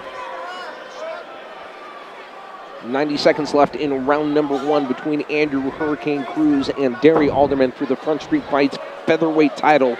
Alderman needs to work those hands and try and get an elbow on the inside to get an underhook. If he can scoop an arm under, he could look to turn back in. few knees from Andrew Cruz, trying to throw him down to the ground. Alderman looked like he was about to get away, but Cruz, that unrelenting pressure just throws him right back in the cage, and right where we've been for about the last 3 minutes. Pins him right back down, gets right on top of him on the corner. Again, staying heavy on the hips. Got an answer for when he comes up. He's staying heavy over those shoulders. Derry's looking to post on that and come up. He does. He's going to have to turn hard into him and face him. But Cruz is just locking those hips down to keep him from turning. We talk about the focus from Andrew Cruz, but the focus is also there from Derry Anderson, as his face has been right in front of us for about the last minute and a half. Doesn't seem panicked, seems very calm. Granted, he's eating a lot right now. The pressure's been on him for the better part of 4.5 minutes, but still trying to figure this out. Does not look panicked at all as Andrew Cruz, that unrelenting pressure. Something that Andrew is doing really well is he's using Alderman's weight against him. Trying to lock in a submission hold in the last 10 seconds. Again, no panic on the face of Derry Alderman. As we reach the end of round number 1 of tonight's title fight here at Front Street Fights 33. And really, Cameron, I think the story of that first round, the unrelenting pressure of Andrew Cruz. Absolutely. I mean, Andrew was doing everything he could to push Derry through the cage and onto our table. And you can see it here as we go to the Project Filter replay brought to you by Project Filter. You decide when, we'll show you how. Again, Alderman pushing Andrew Cruz up against the cage a little bit, but we saw that only for a minute, and then here Andrew Cruz, that unrelenting pressure, just staying on top of him, not giving him an inch, sneaking in the punches when he can.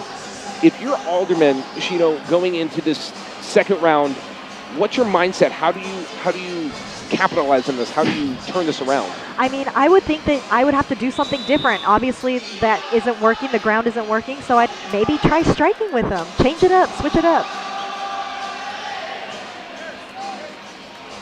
You have to fight for your right to party, as the Beastie Boys said. These two gentlemen are fighting for their right to be called champion of the featherweight division here at Front Street Fights 33.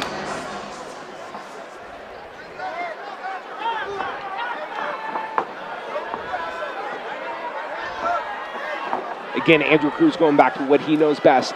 Getting in there, getting the legs, getting him to the ground. Didn't even give Alderman a chance to strike, really. Excellent setup. That combination to set up the takedown was beautiful. That's exactly the way to set up a takedown.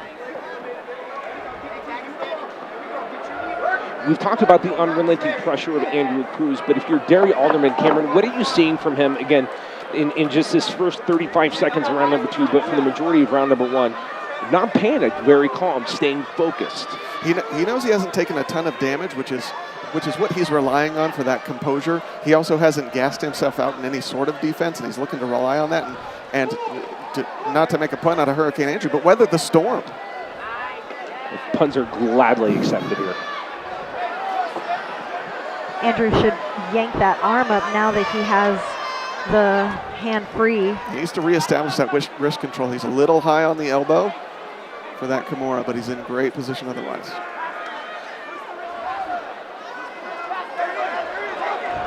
Raining down some shots to the left shoulder of Alderman, trying to loosen it up, maybe locking that Kimura. Cruz doing a really good job. And you talk about cage advantage and cage control, but when you can have this type of advantage, slow a person down to almost a stalling pace right in front of your corner, how advantageous is that, Shino? Oh, it's exactly almost like the perfect fight, right? Perfect storm? Yeah, exactly. This is exactly how I would want my fights to go.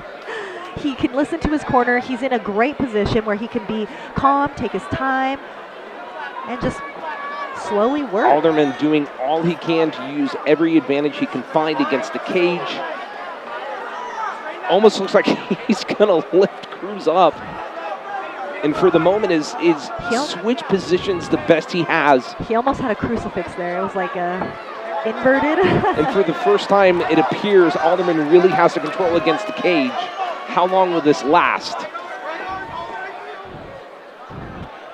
He's going for that takedown, but he didn't get his hips under him. He's still not having his hips underneath him. He needs to get under and drive. And that's why Cruz was able to get that guillotine right here. His head was too low. And see how Alderman's hips are out? Like Cam was saying, he needs to bring his hips under him and drive up. Cruz in perfect position for a guillotine. Can he get the spacing to lock it in? Great legs. Beautiful great defense. switch. Yep. Excellent switch. That was beautiful beautiful, wrestling. yep. Cruz sneaking in a few right hands there. 3 minutes gone by in round number 2 of potentially 5 in tonight's featherweight title fight at Front Street Fights 33. The thing about Cruz, too, is we never see him get tired in any of his fights. So I think this is going to be the pace the entire time. Alderman getting in right there again.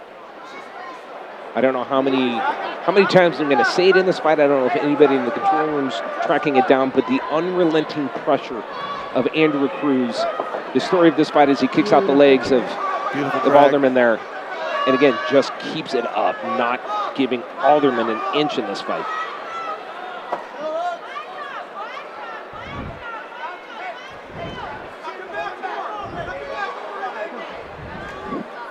Alderman just not knowing what to do.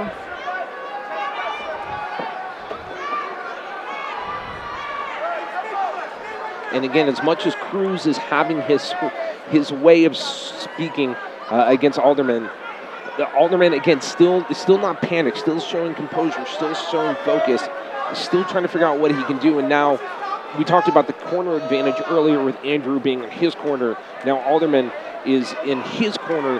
What kind of advice can he get right now? Yeah, it's great. I mean, it's almost an advantage listening to the opposite corner and just hearing what they're looking for. Cruz connects with the knee. Oh, good. Underhooked that leg on the way down.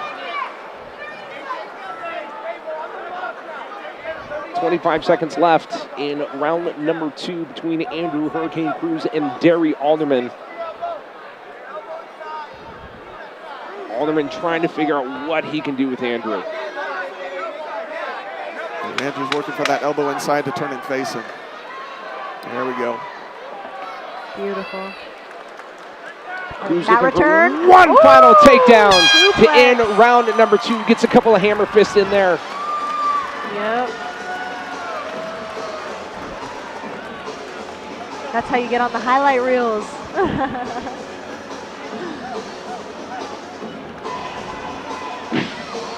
As we go to the Project Filter replay brought to you by Project Filter, you decide when. We'll show you how. Visit projectfilter.org. Much like round number 2, Cameron, same story in round number 2. Yeah, it's almost identical. I mean, it's like watching the same round over again. Even the same grappling exchanges and the work for that Kimura. We'll see if round 3 changes at all. I do notice these guys both slowing down a little bit. They've kept a tremendous pace. We'll see if Andrew looks to use his striking to set up the takedown and go right back to the ground to just continue to smother Derry. Now, we've seen, again, Andrew getting Derry down to the ground throughout the first 2 rounds. Once he gets him down on the ground, Alderman has done a great job of, again, to use Cameron's pun, withstanding the storm. How does Andrew have to switch that up? Finding his openings is hard, right? Like, he has to find those openings and just really, he's really settle in the positions and really find those Alderman moments. connecting with a couple of rights to Andrew. Both fighters wanting to say stand up and fight right now. Alderman coming in with the knee, doesn't connect. Gets Cruz with the right, backs him up into the cage. I've never seen that before. Comes through with the right elbow. Both gentlemen going with the straight lefts and rights. Derry's a little bit more comfortable. He's got some space to work. He can throw some hands. And I think that's exactly what he should do. Use his range a little bit. Ooh, good kick from Cruz. Cruz trying to loosen up the base of Alderman. Chino, is at this point, Cruz kind of beat me the punch. Is it Alderman's thing to stay on your feet and avoid exactly what is happening right now? Yeah, I mean, ideally that would be great, but Cruz he gets into those entrances so well and fast too. It's hard to see him coming.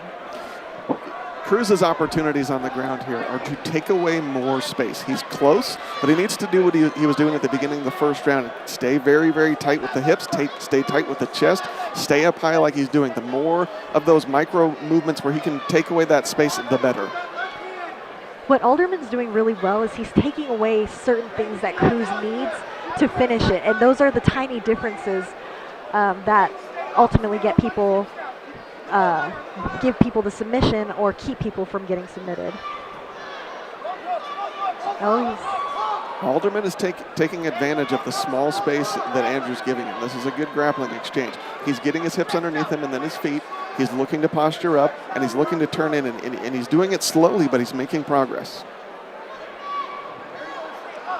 We've seen several different styles of ground fights tonight. This is another very good, don't know if I want to use the word scientific, but they both have a very similar style, and they're both playing to it very well.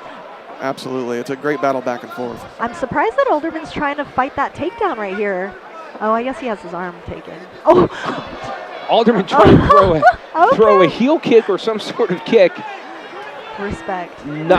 Respect for sure. Again, Cruz not even flinching at that one. And I think what's been so fascinating in this fight, as much as we've seen Cruz, I'll give you a new pun, in Cruz control, staying in his game plan where he likes to be, you know, kudos goes to Alderman because, again, he's not flinching, he's not panicked, he's not tired. He is still very much right in this fight, maybe not by points, as Cruz tries to lock in the crucifix, gets in a couple of the punches there.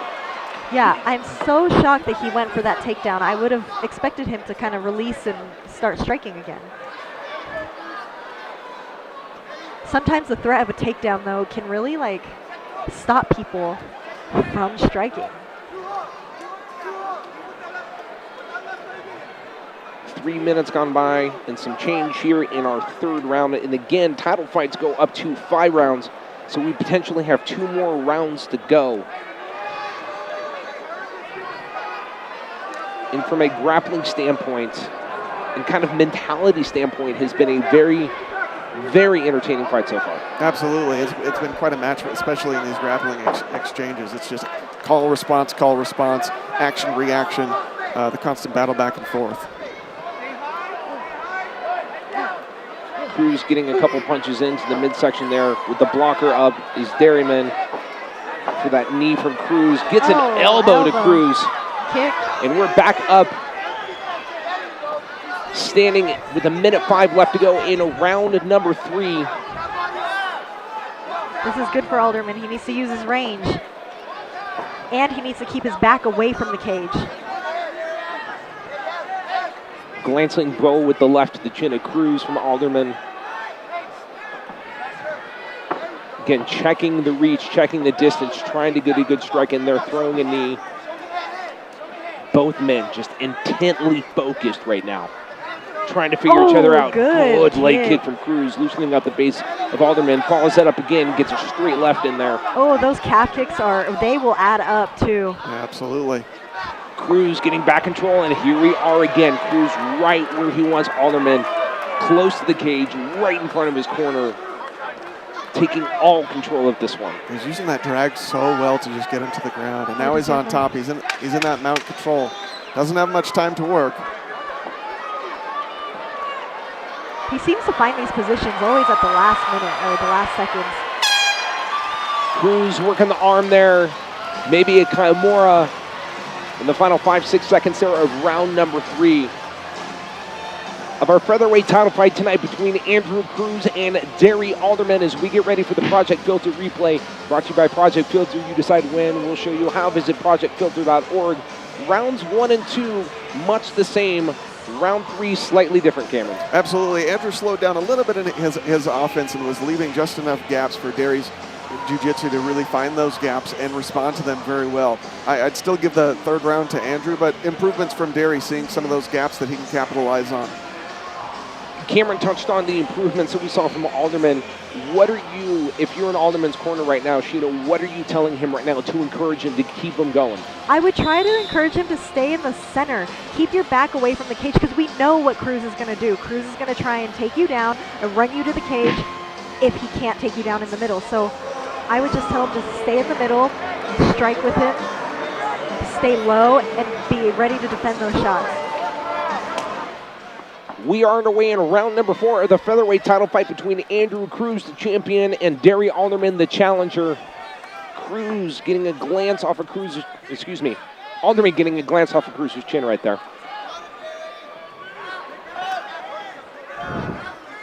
You can see a cut and a welt developing under Andrew Cruz's left eye. Ooh, good head movement Could there. come into play as time goes on. Cruz with the calf kick again. Good little flurry from Alderman. That's exactly what he needs to keep doing.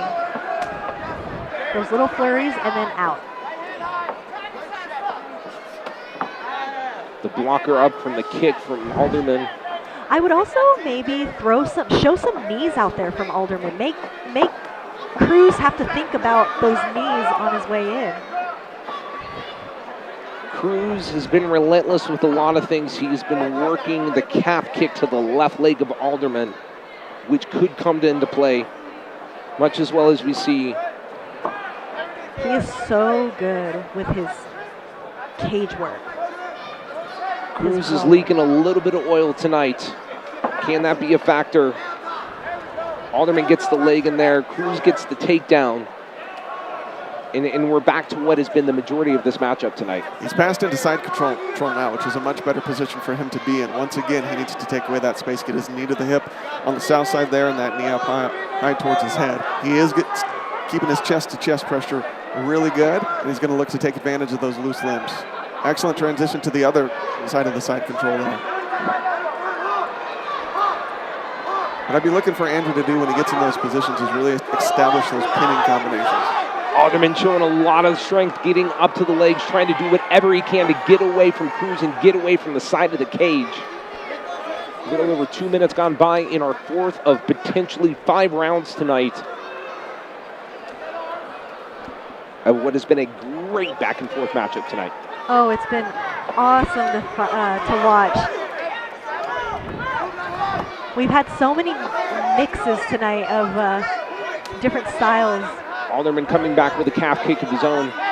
He can see the bullseye developing under Cruz's left eye with the blood coming out. Andrew answering with a couple punch of his own. Ooh, good. Good right chop from Alderman. He is dead set, focused on that left eye of Andrew Cruz. Gets 2 or 3 good punches in there. This is good for Alderman. He needs to stay in the middle. Good left uppercut from Cruz. Going in with an overhand right. If Cruz wants that shot again, he needs to find it with a couple punches in front of him first. Cruz ducking the right from Alderman, getting him right back up to the cage where he wants him. 2 minutes left in our 4th round tonight. Gets him back down to the ground again, right where he wants him. I think a storyline we're seeing develop, we'll talk a little bit more on the break if we get there, is obviously we know this is where Andrew wants to fight. Alderman wants it up on the feet. He wants to trade blows with him. Oh, he has that arm triangle. Good transition. He's using the arm triangle really effectively to do exactly this. Get his other leg through and try to establish mount. He's just putting pressure into that chin and that neck to get that leg through. It's beautiful. Oh, he lost it. Alderman trying to roll through. Cruz trying to keep up that pressure. Trying to lock him potentially rear naked choke. Anything he can get at this point. Cruz is a bit high. He needs to sink his hips lower over Alderman's hips. Alderman rolls through, gets out, but Cruz is right there, right back on top of him. Just smothering him. Alderman's been doing a really good job just finding those gaps and utilizing them to just stay out of danger. And he's on the wrong side of a lot of this pressure, but any gap he gets, he uses very effectively. 40 seconds left in this 4th round between Andrew Cruz and Derry Alderman for the Front Street Fights featherweight title. With 30 seconds left, I feel like he could just posture up and just start raining shots down. Absolutely. He really wants this Kimura. Alderman again, as much as Cruz is not giving him an inch, Alderman's not giving him much of one either. Both men back to their feet as we get up to 14 seconds left. Back down on the ground. Another takedown from Andrew Hurricane Cruz. Again, just putting an emphasis on the end of this round.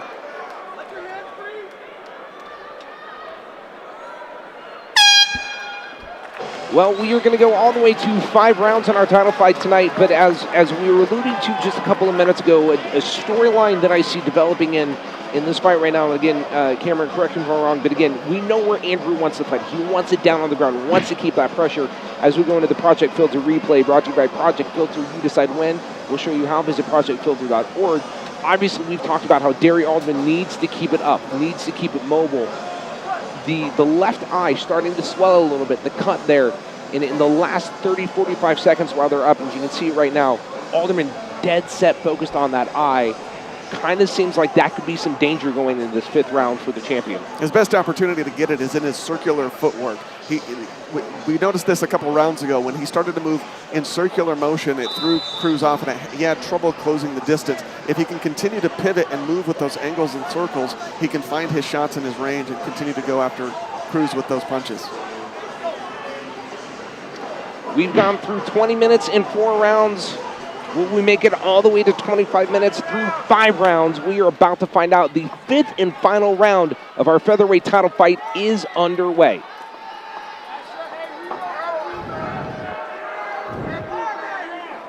Alderman looking for whatever shots he can land on Cruz. That calf kick from Cruz again. Oh. Alderman sneaks in an elbow to that left eye of Cruz. Throws a spinning back fist, just misses. Alderman needs to be careful with those spins, especially with Cruz being able to come in on him and just grab him. Comes over, oh, good left there from Cruz, followed up from the calf kick. Goes back to that right calf kick as well. Oh, uppercut, left to right combination. Alderman gets a couple in there. Oh, that right calf kick again, wobbled the legs of Alderman right there. Cruz has been throwing his jab from about his chest or his waist. He's leaving that hand really low, and he's leaving that target open for Alderman to just continue to pick away at it. And I've noticed he's only throwing his jab.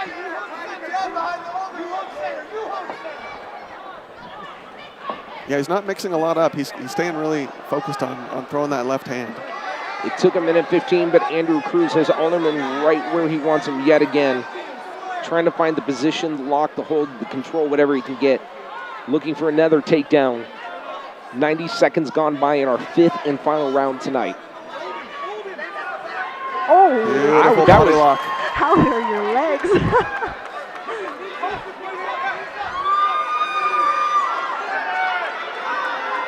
Alderman doing a good job tucking that chin. Good, he's got a hook in on the back. He needs to get that other one, but he needs to keep his hips a little bit lower. Cruz very close to getting that other heel hook in.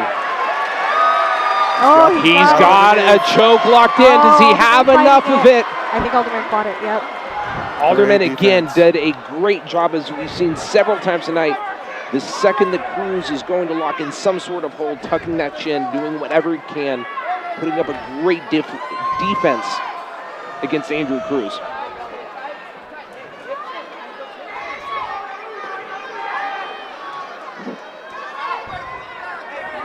Halfway through our 5th and final round tonight. It's all a hand fight at this point. You're looking to peel those hands off, turn away, and get that space again. We saw a couple of fights ago that down on the ground, not much was going on, so the referee in that fight stood both fighters back up. But the difference you're seeing in this fight, while a lot of it has been spent on the ground, both fighters doing an excellent job of doing what they can from whatever position, whether they're in the good position or bad position. Yeah, absolutely. I mean, it's been an absolutely technical display of offensive and defensive jiu-jitsu, just match for match, move for move. People call it a chess match. It's really not. It's more like a 145-pound Rubik's Cube fighting back.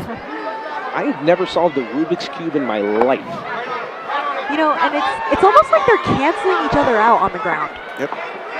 Like, Cruz can't find that 90 seconds left. Both men back to their feet. Now it's Alderman backing Cruz up. Looking to steal around with a takedown or two. He's going to struggle with the takedown from here. Again, his head is lower than his hips. He's not going to be able to finish it. Good snap down from Cruz. Absolutely. Maybe one more time. Cruz is in great position for that front headlock. He can get a snap down again. He backs up and takes him down. Good heavy hips. Against, he could snap down here. Oh. 60 seconds left in our 5th and final round for the Front Street Fights featherweight title. The champion, Andrew Hurricane Cruz, looking to retain his title. Derry Alderman looking to take that title from him.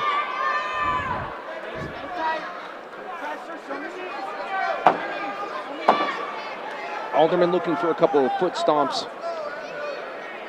Cruz, the wiser, getting those feet out of the way.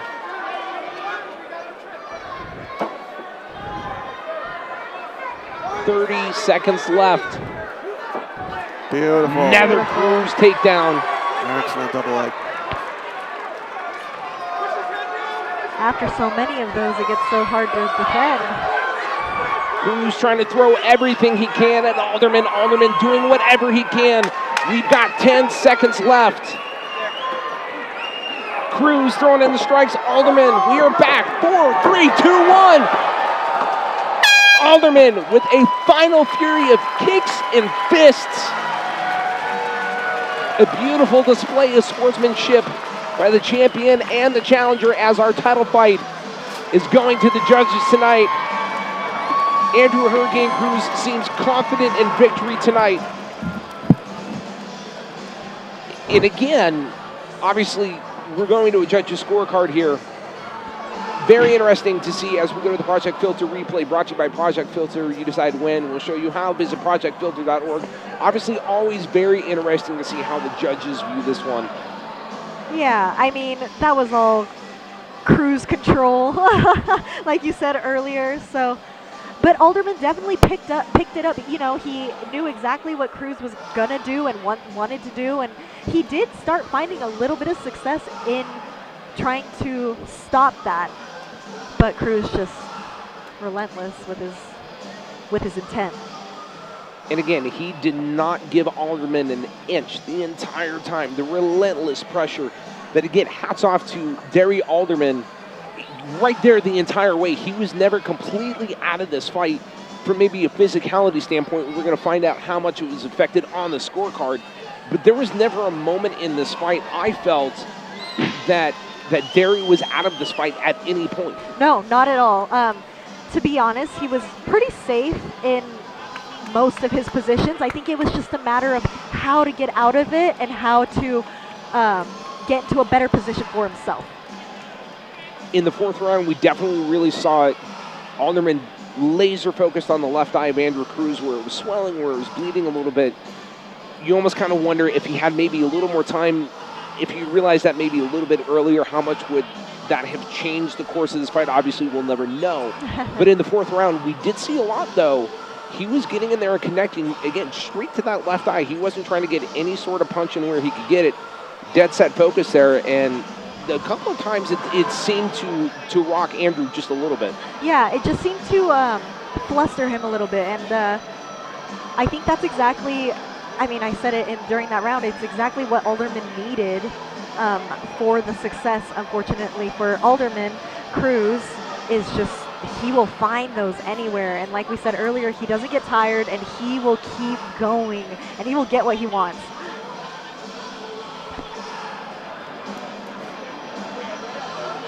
We will have the official judge's decision coming up here in just a few minutes. We will also talk to matchmaker Vita Ortega, get her thoughts on the entire night.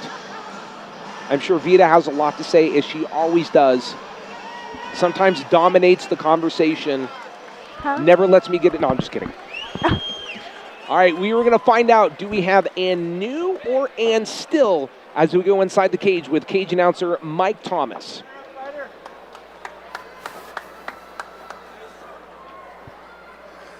Ladies and gentlemen, after 5 rounds, we move to the judges' scorecard. This fight has been scored 50-45, 49-46, and 50-45 with a unanimous decision. And still, Front Street Fight Champion, Andrew Cruz.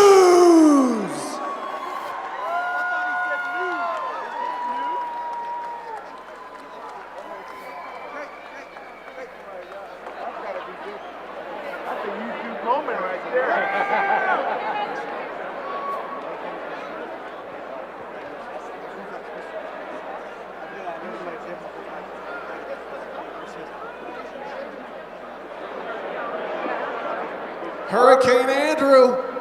How does it feel to be back in the Front Street Fights cage, and how does it feel to have this thing around your waist again? Feels amazing. Love fighting for Front Street. Favorite promotion. This will be my second title defense, so trying to make Front Street Fights history. How many times can I defend the featherweight belt? So awesome, awesome. Not the first belt I've seen you walk away with in the past year. Phenomenal job tonight. What were you looking to finish the fight with in the grappling exchanges? It looked like a Kimura on top and twister on the back. Yeah, I'm known for now the secret's out, thank you. But I love hitting the twister, and I was like, I think I can get this one. I think I can get him tired enough, but I couldn't land the twister that time. Was trying to get the Kimura. He has really, really good ground skills. I know he has a couple buggy choke finishes. Nobody in my gym does buggy chokes. So I was like, how do I practice this? So I YouTubed it, and I just kind of knew what to stay away from. But I respected this guy's ground game so much that instead of going for my usual quick finishes, I had to take my time with him because I knew that he knows what he's doing as well on the ground. So very, very competitive grappling match for this one. Exceptional jiu-jitsu match between you guys. That was phenomenal. What or who is next for you in your combat sports journey here? I keep telling my wife this is the last time I'm cutting to 45, and then I make it one more time, and I'm like, maybe I'll do it one more time. So I think I might stay around the featherweight division. I could fight 55 too if something interesting comes up. But before I forget, like my whole camp helped me so much this camp. Everyone at SBG, my coaches, Jesse, Freddie, Jake, all my teammates of the MMA crew. Like I can't do this on my own. It takes the entire team of SBG to help me become what I am today. So I really got to give a shout out to my team, for my family, sticking with me. I go straight to work, I go straight to the gym, and I come home, eat dinner, and go to bed. They don't see me during fight camp. So to get the win for them, to show them, hey, it was worth it, you know. I got enough training, I wouldn't make it home, but I'm bringing home the belt. So we'll definitely take some time off to spend with the family. And yeah, I'm gonna keep going. I still wanna stay at featherweight. I'm gonna keep making it. I stepped on the scale today, I'm already back up to 170 pounds. So we got work to do again, but yeah, I'd like to have a quick return. I think I got a little bit of a black eye, but besides that, I'm healthy as a horse. I could fight tomorrow night.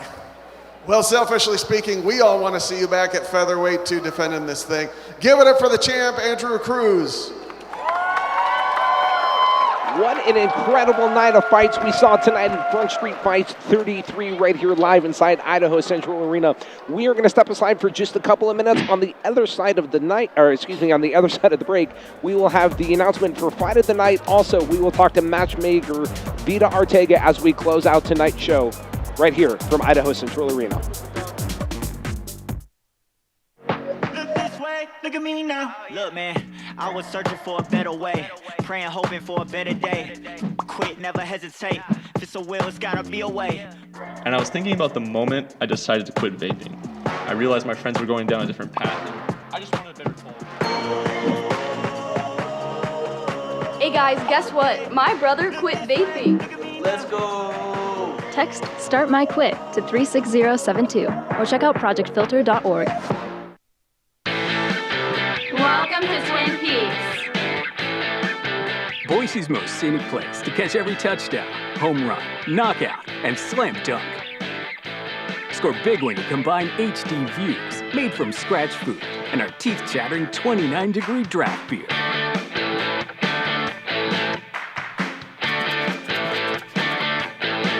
So what are you waiting for? Get your axe into Twin Peaks. When we were deployed, the focus was always on the mission at hand. Using tobacco didn't seem near as dangerous as the missions we were doing. Quitting, that was something we could do later. Well, later comes around a lot quicker than you think. I made the choice to be tobacco-free so I could be here with my family. Your future is worth defending.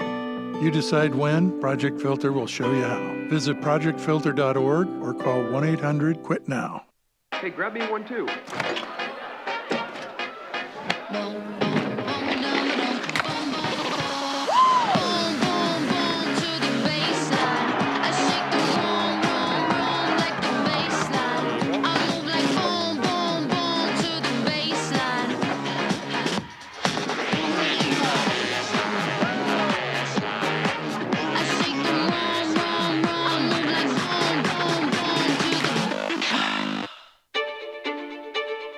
80 years.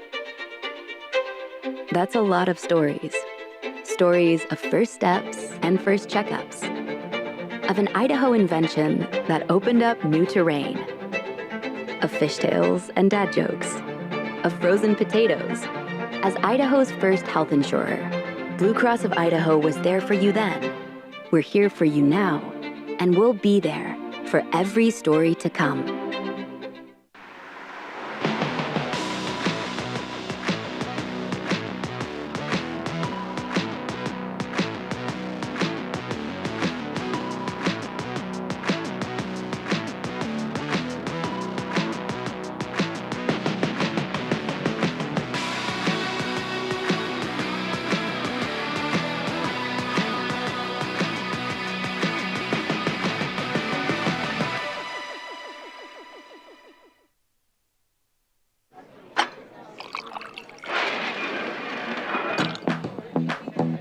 I've always wanted to do that.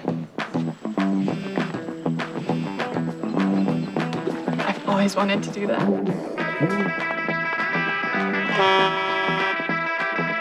We'll have one of everything.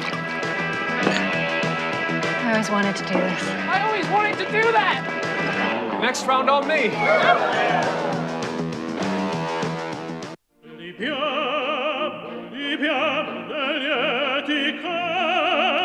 Life happens. Lucky for you, ICCU has a new kind of checking account that comes with benefits, including 24/7 telehealth. Wait, through my ICCU checking account? On it. Along with a whole lot of other benefits you might need. Because being human is a full-time job. Welcome back live inside Idaho Central Arena as we get ready to close out Front Street Fights 33 presented by bodybuilding.com. I am joined on headset, and it's been a while since you and I have done this, by matchmaker Vita Arteaga.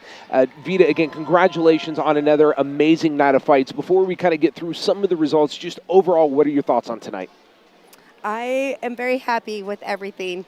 I feel like all of the fighters delivered. Unfortunately, we had a no contest. That's the first time that's ever happened on Front Street. So a little bit of everything, a little bit of excitement. And again, some of the matchups you put up tonight with all the fans in attendance tonight, you heard the yays, you heard the boos, whether it was for their fighter or their opponents, or maybe some of the decisions that were made tonight. When you look at the results, when you were putting together this card tonight, these 9 fights, again, you can't predict. Right. Nobody can predict, but did it play out kind of in ways that you maybe saw it when you were putting these fights together? Anything really kind of surprise you or stand out tonight? Yes. I want to tell all of the fighters they did amazing. Much respect to them. But when I was setting up the lineup to the card, I had to move some changes, and I'm actually happy that I did because it showed. Those amateurs tonight, one that stood out to me was those 1-0 Sam Diteman versus Anthony Lee. That was an incredible fight. We talked about it on headset. Obviously, fight of the night, which does go to our main event tonight between and it goes Derry to pros. Alderman. I want people to know that. That's what I was just getting into. The fight of the night was our main event between Andrew Cruz and Derry Alderman. But if amateurs could get fight of the night, it would be hard to argue that wasn't fight of the night. Absolutely incredible. Hands down. And even tonight, I was like, can I give fight of the night to the amateurs? And no. I was like, oh, not. Dang it. You are the boss, but there are rules to follow at some point. I got to tell you, one of the quickest, we've had several quick victories over the 33 fights that we've done. Incredibly surprised. When you smell blood in the water, keep your foot on the gas pedal. That's what you want to do as a fighter. I'm not sure that I've seen anybody keep their foot on the gas pedal like Enzo Perez did against Steven Stywalt tonight. Yep. He saw blood. Well, yeah, he saw blood, or he saw that he was hurt, and he capitalized, and he went. Now, again, you talked about the no contest, the first time we've had a no contest. And again, not going to put you on the spot looking for an answer, but is that something in your mind as a matchmaker looking to 34 or 35 as we go on? Is that maybe something like a fight that you would actually want to see continue if both fighters are up for it? Oh, if they're up for it, absolutely. I'd never like to entertain, rematches necessarily, but that one, it's like we kind of have to, but there's no pressure. Like, I don't ever want to hold back a fighter from an opportunity. So if it makes sense for them and they want to come back, I would love for them to run it back. And again, Andrew Cruz, I believe, probably the longest reigning champion right now, I believe, in Front Street Fights.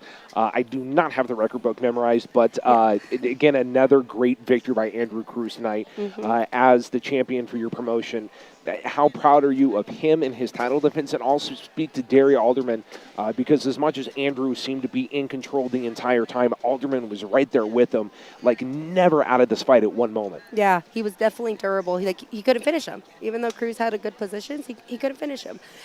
And why they were fighting for the belt. It showed their character as a champion inside the cage and outside the cage. They have been awesome and professional to work with. So I'm really happy with working with both of them, and I was like, well, we'll just kind of see what happens. Okay, final question. Are you happy tonight? You haven't said it yet. Yeah, yes, I'm very happy. Okay, I'm very happy. I think it's just been, I'm very tired too, right? It has been a long day. All right, we're getting ready to get out of here, but any final thoughts before we leave the broadcast tonight? No, I just want to thank the FSF team, all of the fighters, all of the arena. Like, I know it takes a village to do this, and I greatly appreciate this. And also everybody like at home too, and out of the state of just the views. Like, so thank you guys for supporting Front Street Fights. All right, well, we are done with Front Street Fights 33. When are we going to have Front Street Fights 34? I've tried to get the answer. She will not tell me.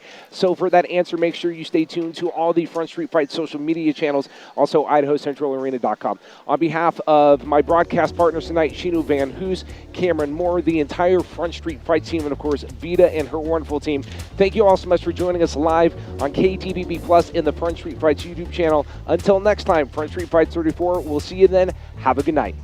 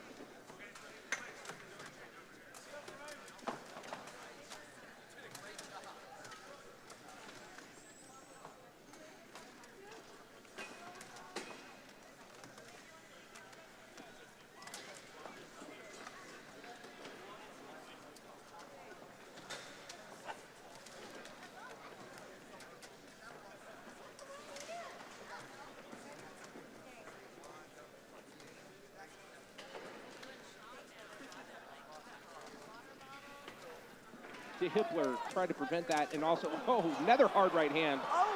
Oh,